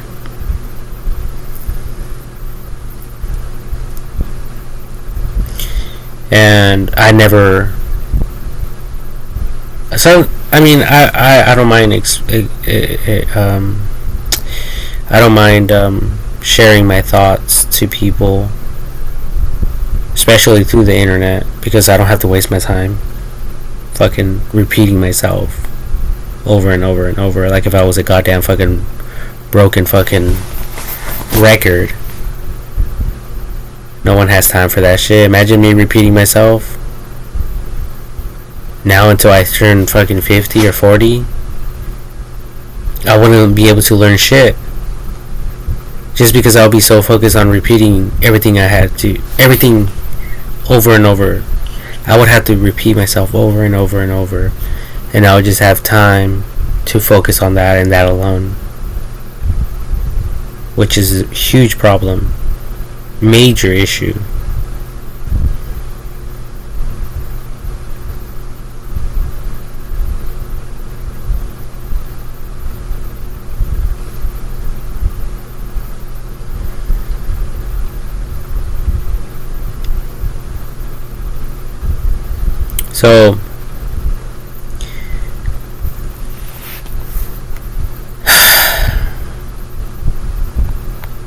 So yeah, I mean, oh, one other interesting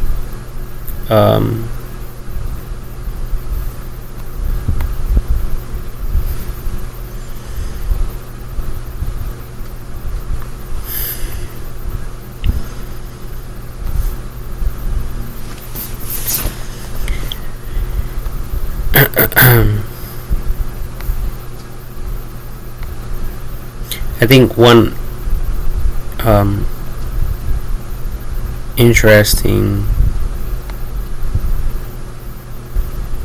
other interesting thing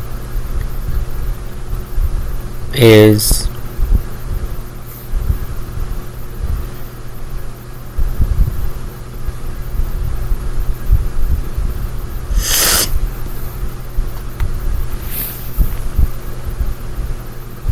how God took Enoch, and he took him out to space, to heaven.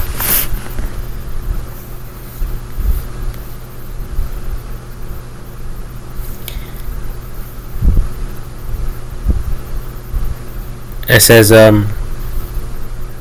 in the biblical account, Enoch walked with God and then disappeared because God took him. Genesis chapter 5 verse 24. Suggesting a unique and mysterious event where God removed him from earthly life by bypassing death. Now, I don't know about all this bypassing death shit, but with God, anyone could live forever, because God is the one who took away the tree of life from humans. So if he wanted to, he could have kept Enoch with him. Like, here, have some of this occasionally. And when his body begins to feel like death is there, his body will instantly crave that fruit. Like, hey God, how about some of that fruit you gave me last time? Oh, like, yeah, no problem. I almost forgot. I had an immortal with me.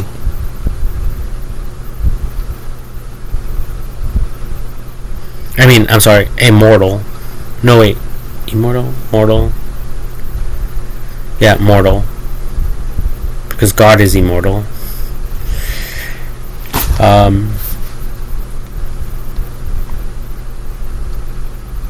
You know, so all this information is just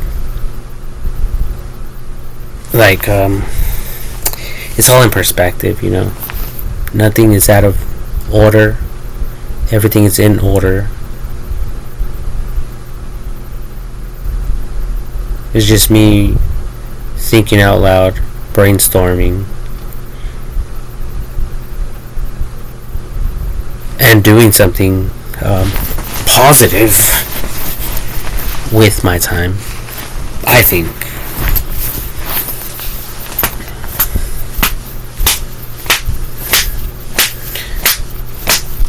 Sorry, I feel a mosquito back there. Something poking me. You know, and earlier I seen a big ass fucking mosquito. One mean sucker. It was flying around me and I tried to fucking killing it.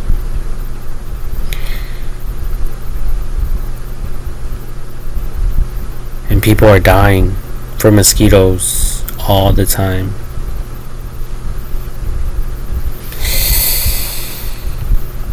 So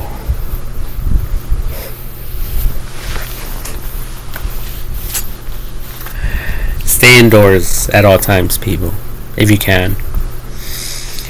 Try not to go out too much, especially if the drought persists. These little flying insects are hungry. They're thirsty.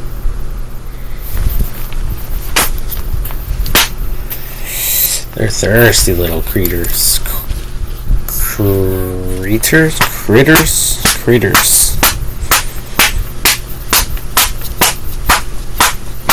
Fuck. Anyway, that's all I have for right now.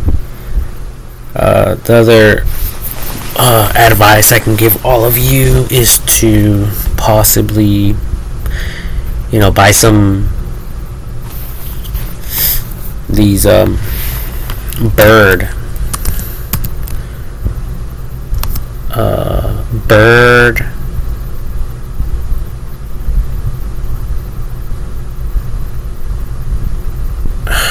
water fountains. Yeah, so the birds can do a bird bath, so they can stay cool, so they could be nice and fresh, and so they could have a fresh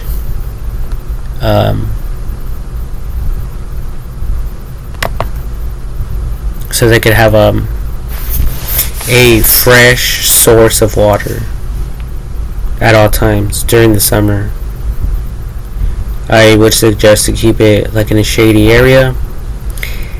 And if you guys have a pressure, water gun connected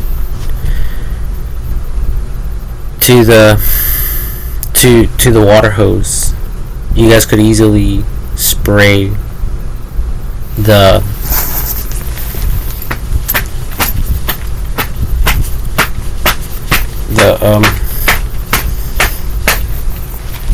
what's it called? The water out and clean it out with the pressure, and then add new water, fresh water.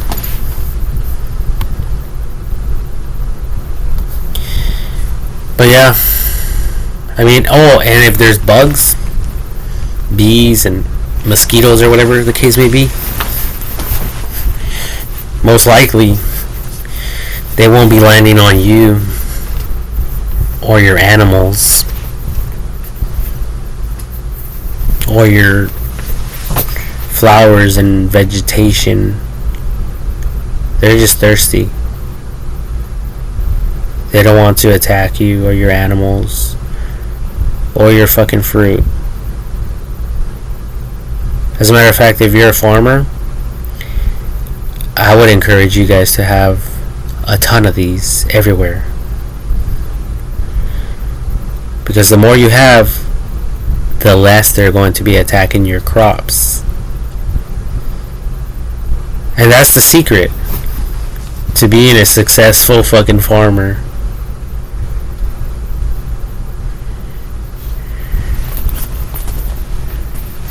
Anyways, God bless you all. Take care. And be healthy, be strong. Eat a lot of fruits and vegetables because they're vital to human survival. God took the fruit of life from us, but not the rest of the fruits. Remember that. That's why I carry all kinds of fruits with me now. See that? A plum.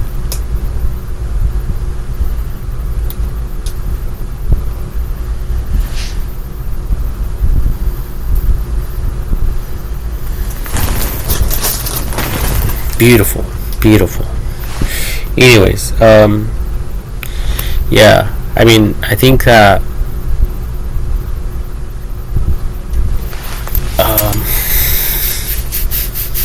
space travel machine or whatever,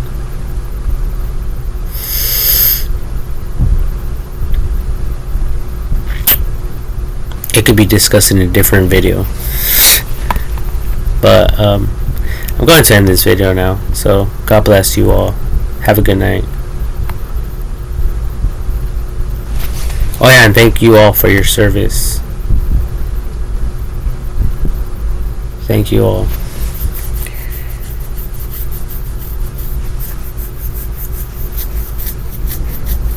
For your service. Even if you're, even if you think that you don't deserve it.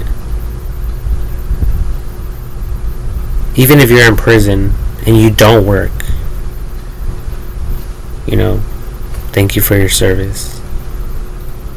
Even if you're a bum not doing shit for anyone, I don't care. Thank you for your service.